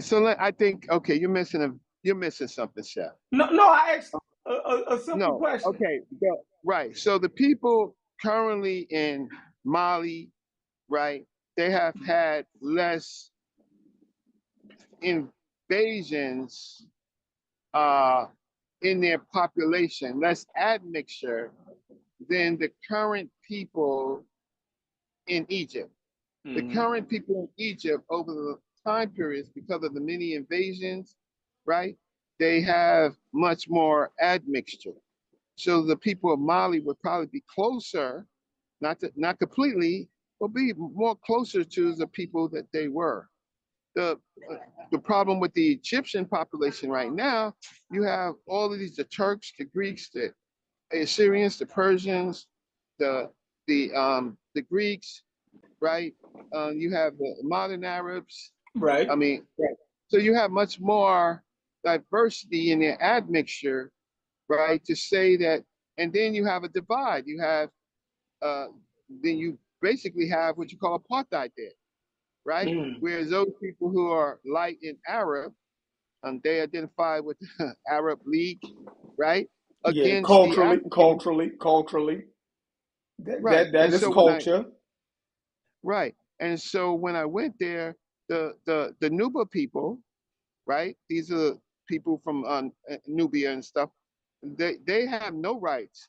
They literally have, unless their families are very wealthy, they're treated like people on a blacks on a plantation, right? They have no rights, nothing in law, nothing, nothing. So when I compare the modern, so what we have to do now is we have to look at skeletal remains. But even when we do that, what fundamentally is, what was their culture? You really, you really don't even gotta do that because the culture, if you look at the culture, it'll explain that those are two different people. Even the Nuba people and the people of Mali are different. The people of Mali are Mendinka people. Those are not Nilo-Saharan groups from the east. Those are two Well, different groups. Even without the mixing, even without the intermixing, those people are different. well, Africa is the most I didn't diverse go. I'm I sorry, mean, Gullah, Gullah. it's the most I was diverse Gullah. continent on the planet. Even without the admixture, you have different population groups. Even if you read Christopher Ehret's book, Civilizations Which of I was the Africa, first he to, will break right, down how those groups are different, even on their own. Mm. right. But Gullah. When I was talking to Chef for the last 4 or 5 minutes while you was trying to get on, we was talking about populations in Egypt. We had started about I understand it, but the population of Egypt, even with even without the admixture, you know what I'm saying, even some of the admixture that's there mutated on the continent, but even with that, you know what I'm saying, the indigenous African main African groups, you have Afro-Asiatic population, you have Nilo-Saharan populations, and you might have a little bit of Niger Kaddofian, even the Niger Kaddofian people who are related to West Africans or a minority in Sudan today. You know what I'm saying? right, but They I'm overpopulate talking. the other Okay, Nilo-Saharan Gullah. groups. Respectfully, Gullah. Uh, I can pivot to talking to you about that, but Chef was asking me about the current population in Egypt, or is they the current population in Egypt, or they related to the ancient people, and that was primarily what my Oh, conversation was. they still have the same lineages though. You look at the people of Luxor, you look at the people in Aswan, even the mixed population. They just mix. Same way you can look at a light skinned Puerto Rican, and he'll have a high percentage of West African genetics, no matter what he Okay, looks like. He still Gullah, might have a few African affinities, but he's Gullah, mixed. Gullah, The ancestry is still there. Gullah, Gullah. One thing is not there in the ancient times. The Persians, the Greeks, Oh yeah, right? of course, The of course, Arabs, and of that's what course. I'm saying. In But the ancient times, even right, before right. the Arabs, I'm saying even before the Arabs, you had Arab-like genetics already there because the Arabs are Semitic speakers. You had Semitic speakers there since the early, mid, not since the mid Neolithic period. That's where you think the Coptic component is. That thing been there since Neolithic populations. You know what No, the I'm saying? Coptic component is largely around the Greek period. Please, No, please, no. I said the please. Coptic genetic component. They don't date that to no Greek period. When they talk about the components, they're talking about a genetic marker that was there since the Neolithic. Okay. Since the 22nd Neolithic component. dynasty. I'm not talking about. 22nd. I'm 22nd not talking dynasty. about. So The they just 22nd named. They just dynasty. named it. The They just named 22nd it the dynasty. The component. They 22nd gave it their name. dynasty. It became there the Coptic period. Look, the 22nd dynasty, uh, Egypt, as we call it, right, was conquered by the Libyan populations, right? So then you have the whole Libyan population from Meshwesh, which is where Shoshank is from. These populations come in, and so the population in the 22nd dynasty changed, and then by the 25th dynasty, you had another population in, right, which they call the Black Pharaohs, but they only intersected with the current population that was there. So it wasn't really a big change because of the amount of people that came. But by the 22nd dynasty, populations and other phenotypes were coming in, right? But these are not the these are not the first dynasty pre-dynastic populations. This is when I'm talking about the 22nd dynasty. This is not the early dynasties. It's not. So there's always population changes. In my conversation that I was having with Sheffrin, right, is that the population of Mali is probably more closer, probably a little bit more closer, with less admixture to the original populations of the people that was there 9,000, 12,000 years. Yeah, Because we don't see, I can't right? agree with you though, man. Because them people still different. Even What with does the that mean different? What does it they mean stay different different? population, they different population groups. Period. There's lots of population groups there, but what is the population group that changed drastically the people of Mali? I mean, sure, we know about the Bantu groups, right? We do know of No, incursions, Bantus but don't come out of Mali. Bantus come out of Cameroon and Nigeria. They related to them, but they not the same people. They in the same cluster, but they not related. People in Mali get overlap even early, even the Neolithic period. Mostly Malayan people are Mandinka people, mostly. You know what I'm saying? But they do get a little bit of admixture from like what Iberian Maroons at an early time period, but that gets all mixed in. And Berber, Amaziques a little later. They didn't know they don't get as right. mixed That's all I'm saying. As Egypt, you know, That's because all I'm there's not saying. much That's there's not that's much of all I'm a saying. yeah, there's not much of an Listen, area to come from. Gullah, But you don't have to go even further. That's all I was saying. Now but I'm saying we're in the same point. even from the base groups, the base groups are still different. The base groups are still different. Everybody's gonna be different. That doesn't that but what I was saying is there's less admixture in the Mali period, right, than it is in the Egyptian current population to say that those people are the original Egyptians. And that's all I'm saying. There's much more admixture in the Arab world, right? Because of invasions of other places, right? Yeah, And yeah, so and then where it said too, like even in Egypt, in that area's earliest period, you had back migration. You know what I'm saying? You had, even the Basilis, I don't have a Eurasians problem coming with back that. in. No, I don't have a problem with that, right? But are we looking at this as skin color, or are we talking about No, um I'm just talking about people. I no, ain't talking right, about skin color. I'm just talking about people. Period. You don't get the SLC 45 people coming right. in or people with that gene into the mid Neolithic. So they become so in Africa because of the state of Africa at the time, from the hunter and gatherers to those people that settled and became pastoral and farmers, right? You have how can I say the African people are still the African people, right? And they have cultural affinities. That's all. So when I'm you not. say African people were African people, and when you going back to hunter gatherer periods, it's clear to note that, well, for me, that those phenotypes, right, that was in the Sahara, you still had the so-called you had the Negro phenotype that existed, and you had that Egyptian or North African phenotype that was hunter gatherers also. So Yeah, so hey Chef, even when they cluster the Negroid or so-called Negroid type together, that type regardless, because they try to fuse that together because Nilo-Sahareans and Niger Cadopian and early Proto-Niger Congo speakers are two different groups, like physically and right, culturally. right, right, right, right, right, right, right. So, Right, but what are we trying to? What are y'all trying? I don't understand what you are trying we're to trying to say do. that that phenotype of North Africa, it was there prior to Egypt even being formed. So if you're trying to say that there's one phenotype that was in Mali that was the seed population and phenotype of Egypt, that's what I'm dismissing.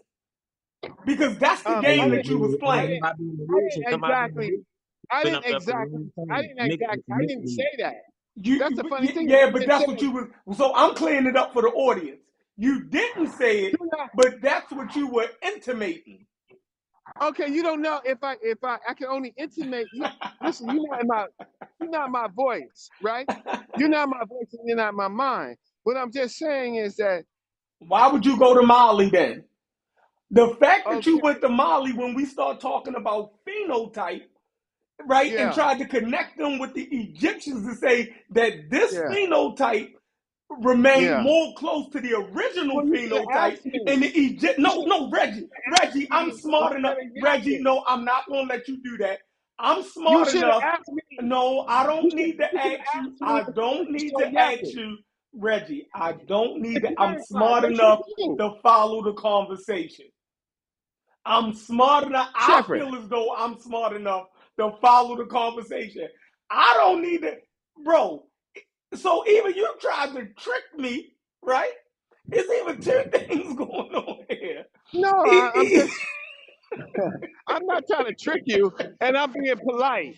I just think it's your lack of understanding of Why the. would you go to Mali, bro? When we start talking about phenotype of the Egyptians, you went Right. to Mali 9,000 years ago and tried to say that that phenotype remained close to the original phenotype, and the Egyptian was similar to that phenotype, but No, was no. diluted. You Ladies were and trying to say that gentlemen, they, bro. ladies and If gentlemen, anybody in the chat, Shepherd is yo, BSing say you. he wasn't doing that shit, yo. Shepherd, Say he Shepherd, wasn't doing Shepherd that is. shit. How we got to this was talking about the sub-Saharan populations, and that the sub-Saharan populations were, how can I say, there were peopling some climate. I mean, the sub-Saharan don't determine what people act like, necessarily look like. So just because the climate change, I mean, the sub-Saharan belt moved, right? Then we still have to look at the people rather than the goddamn climate. That's how we got there. So these people were migrating, looking for, because they were hunters and gatherers, right? And looking for food, and through dealing with the climates, right? So these people were integrating. These people were integrating, and then they created something, a ceramic, which you could carry water in, right? So that means people could go longer distances. At the same time, the Nile Valley wasn't really populated, right? It wasn't really populated because of the climate affecting the Nile. Ultimately, it got affected, and so there's something called the peopling of the Nile Valley. And you can read, you Is can. it cause in China nowadays? Is it cause what? Is there automobiles in China nowadays? What that And, got to do with? this follow me. If there's cars in China nowadays, it don't mean that the whole and a car was created in America, right? It don't mean that the whole white America moved and displaced the population of China because we see the automobile that was created in China, I mean created in America in China. That's a, Technology can move. It don't mean that whole peoples move, and that don't mean that because you Yeah, have yeah. And a lot of times, just because somebody came in and conquered it, don't mean the whole population from where they came from came in there. I mean, yeah. I'm not saying these are what just I they am not. loose What I'm change. not saying these are, but cattle, but things like cattle. The cattle culture forced people, because to save their cattle, to look for wadis and tributaries so that the cattle can drink. So they was led by, and it was also led by, and the climate helped dictate that, right? So these are people living off of changing climates. And Um, you had different approaches to cattle pastoralization too, like different styles. of You know what I'm course, saying? of course, and but it all depended on water. If there wasn't no water, right? If it wasn't no water, then their cattle was not going to survive. So they had to kind of move, and then when the cattle consumed the grasslands, they had to move for food. So they were constantly moving back and forth. And then there was the other populations that were kind of hunters and who were not cattle people. And then there was a farmer population, and they had big fights over in the ancient times over don't bring them damn cattle over here, right? Yeah, We're trying to right. you had groups. You even had groups like the early Proto-Nilo-Saharan groups that was in their region. They had a certain particular type of cattle pastoralism. They call it kind of a proto-pastoralism, was it was a little bit more archaic approach to pastoralism, where they still was somewhat hunter-gatherers, but they still would have a pastoral-like lifestyle. It wasn't like, and then like when some of the cows came in from the Middle East, they kind of mixed and hibernated them cows with their own cows. Oh, You know what I'm saying? absolutely.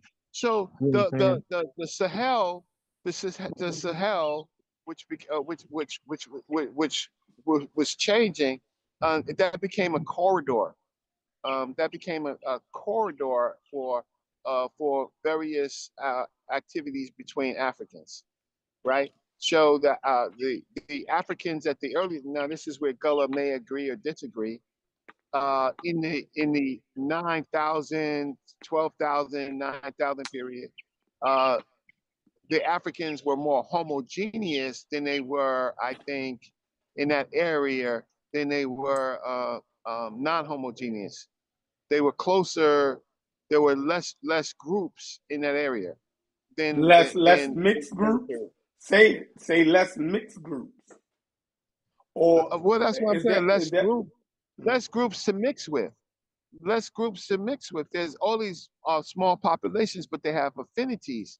Closer populations to each other have closer affinities. And the only thing that changes that is war, bottlenecks, diseases, and things like that. all right? Now So they let's were go to more Egypt. homogeneous. So Yeah. when you go to Egypt, which is in the northeasternmost part of Africa, probably the closest to Western Asia, uh, and the closest to Europe. Yeah, I was seeing how Eric breaks it down. He said that the Nilo-Saharan Sudanic type of populations mostly live, you had overlapping, but their heartland was mostly in the plateaus. You know what I'm saying? More towards the southern middle Nile region. And then when you get to like more the Red Sea hill and the Yeah. more areas that's a little bit more Mediterranean like in weather, you know what I'm saying? Yeah. You get the Cushitic or the Afro-Asiatic speaking indigenous African groups that kind of Mhm. like took advantage of those particular regions. And then you had overlap, you know what I'm saying, Mhm. between that, like for the indigenous groups. Yeah. But my problem is, okay, 5,000 years BC, we have something called state formation.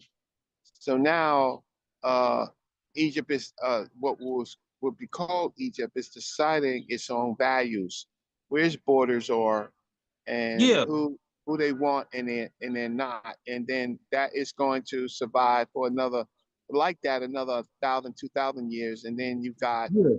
then you have incursions of other groups that they have to deal with, right? So that is so, but the Hawass argument of picking and choosing who's a Negro, who's not a Negro, is not scientific, right? Yeah, it's not. It's not. I understand. I understand what he mean. He should have said it. He should have said it that way because it was really unscientific the way he said. He had a throwback way of said it. But I kind of, if it was me, he could explain it way more better than that. You know what I'm saying? Even saying like, you know what I'm saying? Okay, it's groups, is different African groups. Some have particular features and some have other Yeah, features due to adaptation. You know what I'm yeah, saying? Afro-Asiatic, some of the Afro-Asiatic populations overall, even though they overlap and they do mix in with Nilo-Saharis, they have a particular look or common look amongst themselves. Even though you yeah. might have some admixture too of their nearest neighbors as well. You know what I'm saying? Right, but so my whole argument with Sheffrin is that in 2025 we have better terminology, better ways to look at information. We have tests, right? We can look at satellite cultures and see if they were satellite cultures or if they was a prevailing cultural area. In Egypt, you have Nakata 1, 2, and 3, right? And before that, you have the the other populations that was there. And then you have the population, of course, the Nubia, and you have the population of the Western Desert.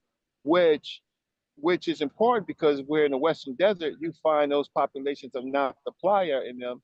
They're actually going from west to east, right? So you're seeing a migration from west to east, and so the, as the same way with Chad, you're seeing from the middle, or at least from the central to the east, you're seeing migrations of populations, and formerly, eventually, the Nile will be what we call the Nile would be more populated. It would be settled Yeah, because it has much more water, right? But we have yeah. the Yellow Nile, and so that's all. And I'm just trying to say that Chef is not the Great Hawass is outdated.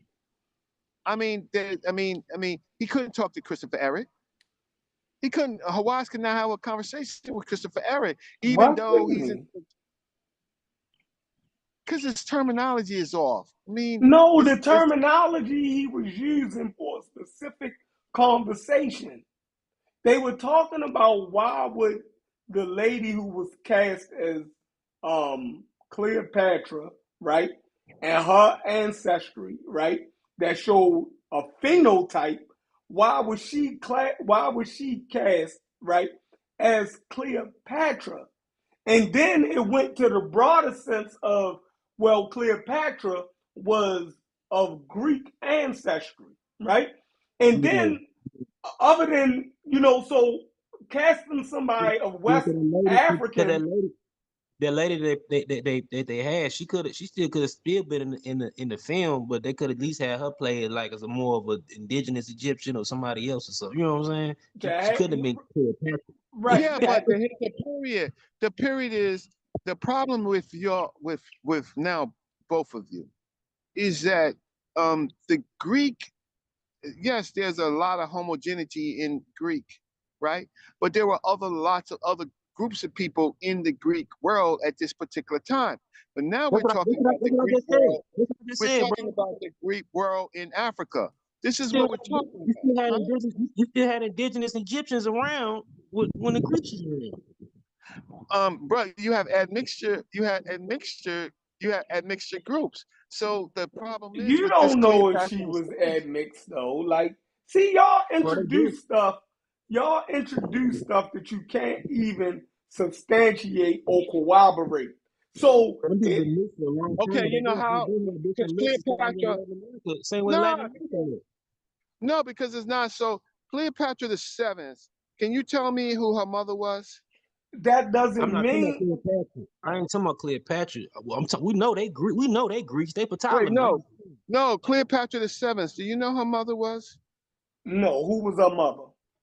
Wait, hold up. So the Greeks marry Cleopatra. and intersect Cleopatra. with the indigenous population, yes or no? We have no record of her mother being an Egyptian or. Okay, So let's do okay. that, Reggie. So, Let- Yeah, so here's watch this.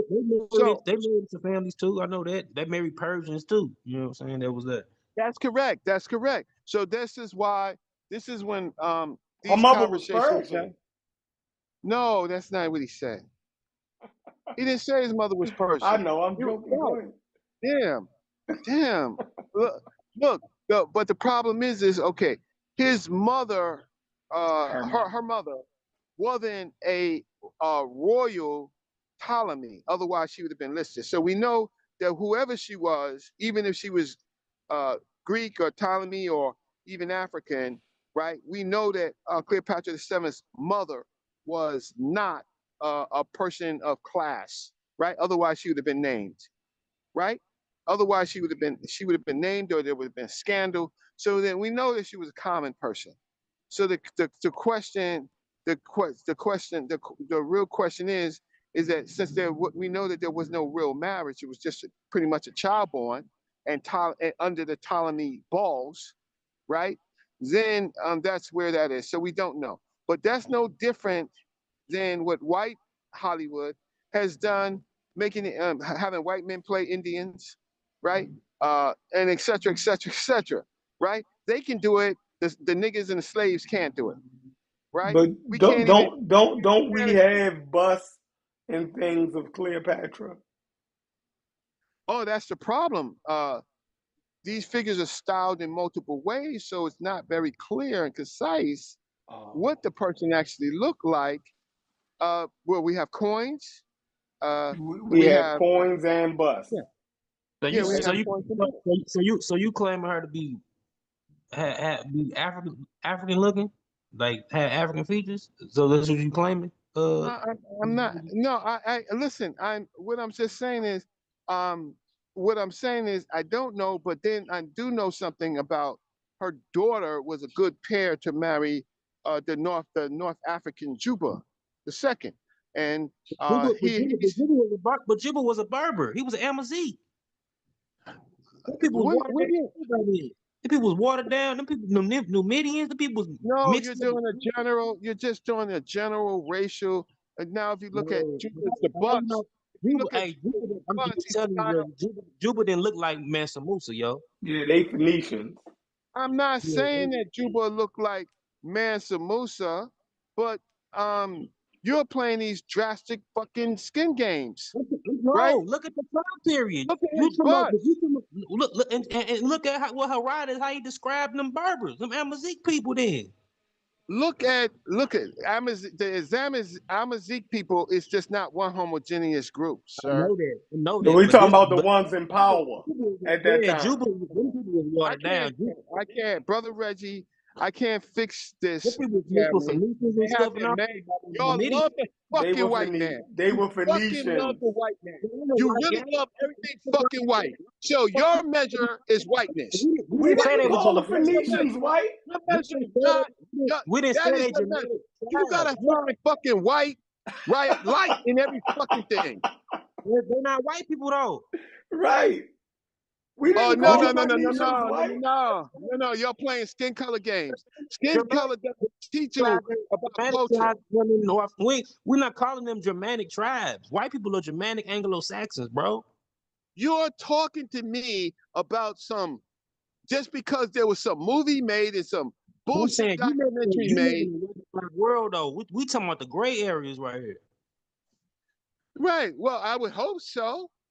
But Chef has already made up his mind. It's like, how dare they use somebody brown I'm skin to play saying that no, Cleopatra? I'm saying that those North African civilizations was not typically what you would call black. That's what I'm Oh, saying. they're mixed. No, they're mixed. How do you know? How the hell you know? I'm not. How do you know? How the hell you know? So Look you at just look They're at the admitted mixed that they pictures. were Christian. mixed. You just They got admitted fine. that they were mixed. You know they got mummies Right. in the Canary Islands and shit. Yeah. I won't So even use the word mixed with The them Ganchi, because the Ganchi people are some of the earliest North Africans, and they did their DNA. And shoot, who know what the people probably look like? yeah. you're right. And so, but to have some argument to make Zahi Hawass great because he made some commentary about a movie or documentary is not good. Those are not good. That's not what I'm going to be talking to him about. No, I That's agree. not what. Yeah, but that was the That's main not what I want to be talking contention about. If I can when ask he him, said that the Egyptians wasn't black. In that statement, he said that the Egyptians was not black. They yeah, was but that's not stupid at that time Negro. period. That's um uh uh uh there okay. Melhepri, he's buried in the royal. Melhepri is buried in the royal tombs. Melhepri, you ever seen Melhepri? Have you seen some of the mummies? Right? Have you even seen the first dynasty? I mean, sorry, the third dynasty of reserve heads? Right? I There's think different groups of people. There are different groups of people. You're making it about skin color. Hawass is trying to make it about skin color, and you guys are smart enough to not make it about skin color. I think He's saying Owasu, Negro. When he says Negroid, he's actually talking about skin color. but I think he talking about the skull type too, because he said Now, that they. what paper did he start talking about skull type? I'm just Like y'all saying, like, fantasizing on that's the some outdated premise though. Negroid and Caucasoid, them skull type. That's why like exactly, that's why like I'm that's why still even using it. that's why even Ethiopia like Haile Selassie them and Menelik they said they Caucasian because that old school of thought from the that late know what I'm saying, early, you know what I'm saying, late 1800, school of thought. Yeah. Man, You know what I'm we saying? got Egyptian mummies with blonde hair and all. Man, like we ain't gonna play. Ramses and them mummies and stuff. We ain't gonna play. You feel me? Like they ain't no damn Oh no, but Ethiopian. wait, first of all, Ramses, Ramsey wasn't no damn What Ethiopian. period is that? Wait, hold up. What period Pull, is No, pull up his Ramses? mummy. See, that's but he mixed though. Look at them Ethiopians when they mix with them Arabs, and I bro. don't Look, have a problem. I don't have a problem with That man that. look like the But it king. seems like He look like the king. He look like the king of England. Chef, who you make me sound, who you sound like? he You has some sound like swords in that his hand. dude. You sound like that dude in Django. What's his name? Steven. Don't have no nigga, no black person. He's not gonna stay here. He wasn't no Scandinavian, most definitely. I won't give him that. Yeah, you are Chef, and you Sandy. I mean, you are what's his name? Steven. Do Your name's y'all want to Steven. pull up his mummy? Because you can't have nobody brown dark in Egypt, even if you look at Queen Ty. You look at Queen Ty, look at all her sculptures. Yeah, I'll give them Ethiopia because them people is in that they in that mix. They in that mixture. You know what I'm saying? That base group or that Brother, Amadic. I can talk to you. Sheffrin has a problem. He don't want no black, dark-skinned Negroid person in his house of Egypt. Even though there's Queen T, there's a whole bunch of groups of people that are prominent with different phenotypes, right? But no, not Stephen, not Chef, right? Nobody dark can be in Egypt. Nobody Negro, because Hawaii says it. I'm just saying. I ain't seen modern day Arabs with afros. I'm just saying. Well, Exactly, see, because but their I'm not. mamas were No, see, concubines. Arab is just a linguistic group. So I mean, that's a language. So anybody can speak Arabic. That language can. Yeah. I'm talking about So indigenous Arabic Arabs. is You not a damn yeah, language group. it's It's not a a damn language group, but language it's group. still Arabia is a country. you're right. It is a language group, but the language group starts with them damn tribes in Arabia. Right, it's geographical. Arabs is more geographical than it is a language. In certain areas that they got a little Afro because they mix with them East Africans. You know, Yeah, and I they mean, had an extensive slave trade also. So it's nah, pockets of I'm those talking about even people. before that. Even them Natufians look like that, bro. They that's why you think they got them E markers? Yeah. They connected to them people. You You know what said I'm saying? Natufians got afros. And they has like No, I seen pictures in bro, Natufians. let me speak.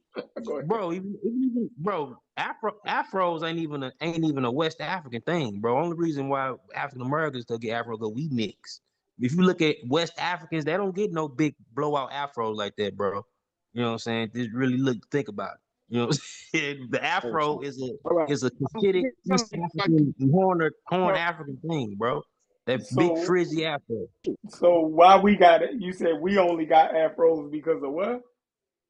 Because we mix. If you look at West African groups, they don't have no big blowout afros like that. They got small crop little fros.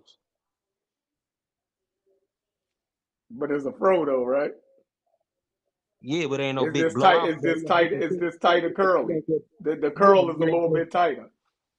yeah, it's a little tighter, but you get them loose afros from Cushitic groups over there, bro. That's the East African heritage. Mm.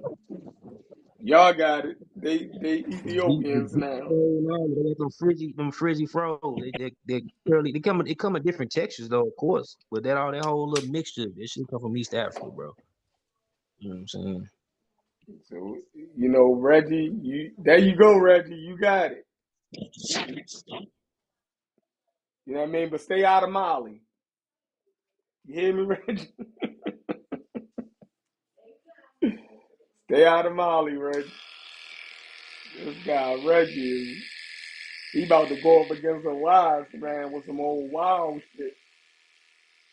A wise gonna wipe the floor with you, Reggie. Come off me. They be trying to act like Hawaii. ain't ain't who he is. You know what I mean? That man that Man, wrote over 30 books. You dig what I'm I keep, saying? yeah, I keep telling them, man, like Bro, if you want to you get a go up there modern, playing with Hawass if you want, you gonna body oh, you, nigga. I'm telling hey, yo, you. if you want to get a modern, if you want to get a modern view of what Egypt was like back then, just an example. It's not exactly the way because it's a different gene flow. But if you look Body at you. fucking Play if with you look at fucking Latin America, that's your fucking play with him if you want, he gonna body the shit out of when you. you look at Latin America, that's your damn Egypt right there. That's what Egypt was. Oh yeah, well Latin America, they got it all. That's what I'm saying. That whole mixture, that whole thing. That's what you get when you think of Egypt back then. It was like that. You know what I'm saying? Got all type of people mixtures and shit all on top of each other. Yeah, I mean that's Latin America is. I don't know why we got a hard time with Latin America like that. You know what I mean? That's everything. That's like, Yeah, Latin America was the first America because the Spanish and the Portuguese had this shit by the whole before British and any other motherfuckers came over here too. mhm. You know what I'm saying? The earliest North American colonies was Spanish. And they ain't bring their women with them, so they made it with Nope. the natives and their slaves. Yep, and the Africans. Yep. Mhm. Like yeah, and a lot of them Latin countries, them people became whitewashed later on when they was bringing People European from immigrants over there European, and yeah, shit. to lighten Yeah, them up. yeah, Mhm. They brought those people to lighten them up, like Argentina. You know what I mean? It's a lot of study done in Argentina how they were paying yeah. Europeans to settle to Yep, lighten and up the population. they still got a little population there. This is dude I be following his YouTube channel. The dude, I think he's Haitian, but he's Haitian America. But he be going to different countries and stuff. Like Hmm. he be going into the black communities and shit. But they still over there. But they took them off the census and everything. They said Mexico just put the black people there on the census. That's crazy. You know what I'm saying? The people that's in what's the it's like the Pacific, like South Pacific area of Mexico with a lot of black people there. A Yeah, lot of that's mixed crazy. black people. Matter of fact, I was just watching Roland Martin this morning, and he was talking about the black Mexicans and how the fight for Texas, really started over, Mexico had abolished slavery, and white Yeah, people started moving in to Texas, and they were yeah, bringing their slaves and stuff with them. And he was talking about the dude Gerald Horn, the historian Gerald Horn was talking about how the second president of Mexico was actually a mulatto black. You know what I mean? And the blacks was running across the border into Mexico, and it started a whole big, what I mean, beef because Mexico had linked up with Cuba and Haiti, and it was crazy how they broke it down, like the issues with I seen them Texas. too. They recently too, cause like a lot of black Cubans. Like my granddaddy was a black Cuban. A lot of Hmm. black Cubans when they moved to the United States, they just blended in with African Americans. They became African Hmm. Americans. Yeah, yeah, it makes sense. Makes sense. But Reggie out of all right, y'all. I'm out of here. Thanks for pulling up, Gullah. All Oh right, yeah, chef. All Later, right, bro. y'all. You already? All right.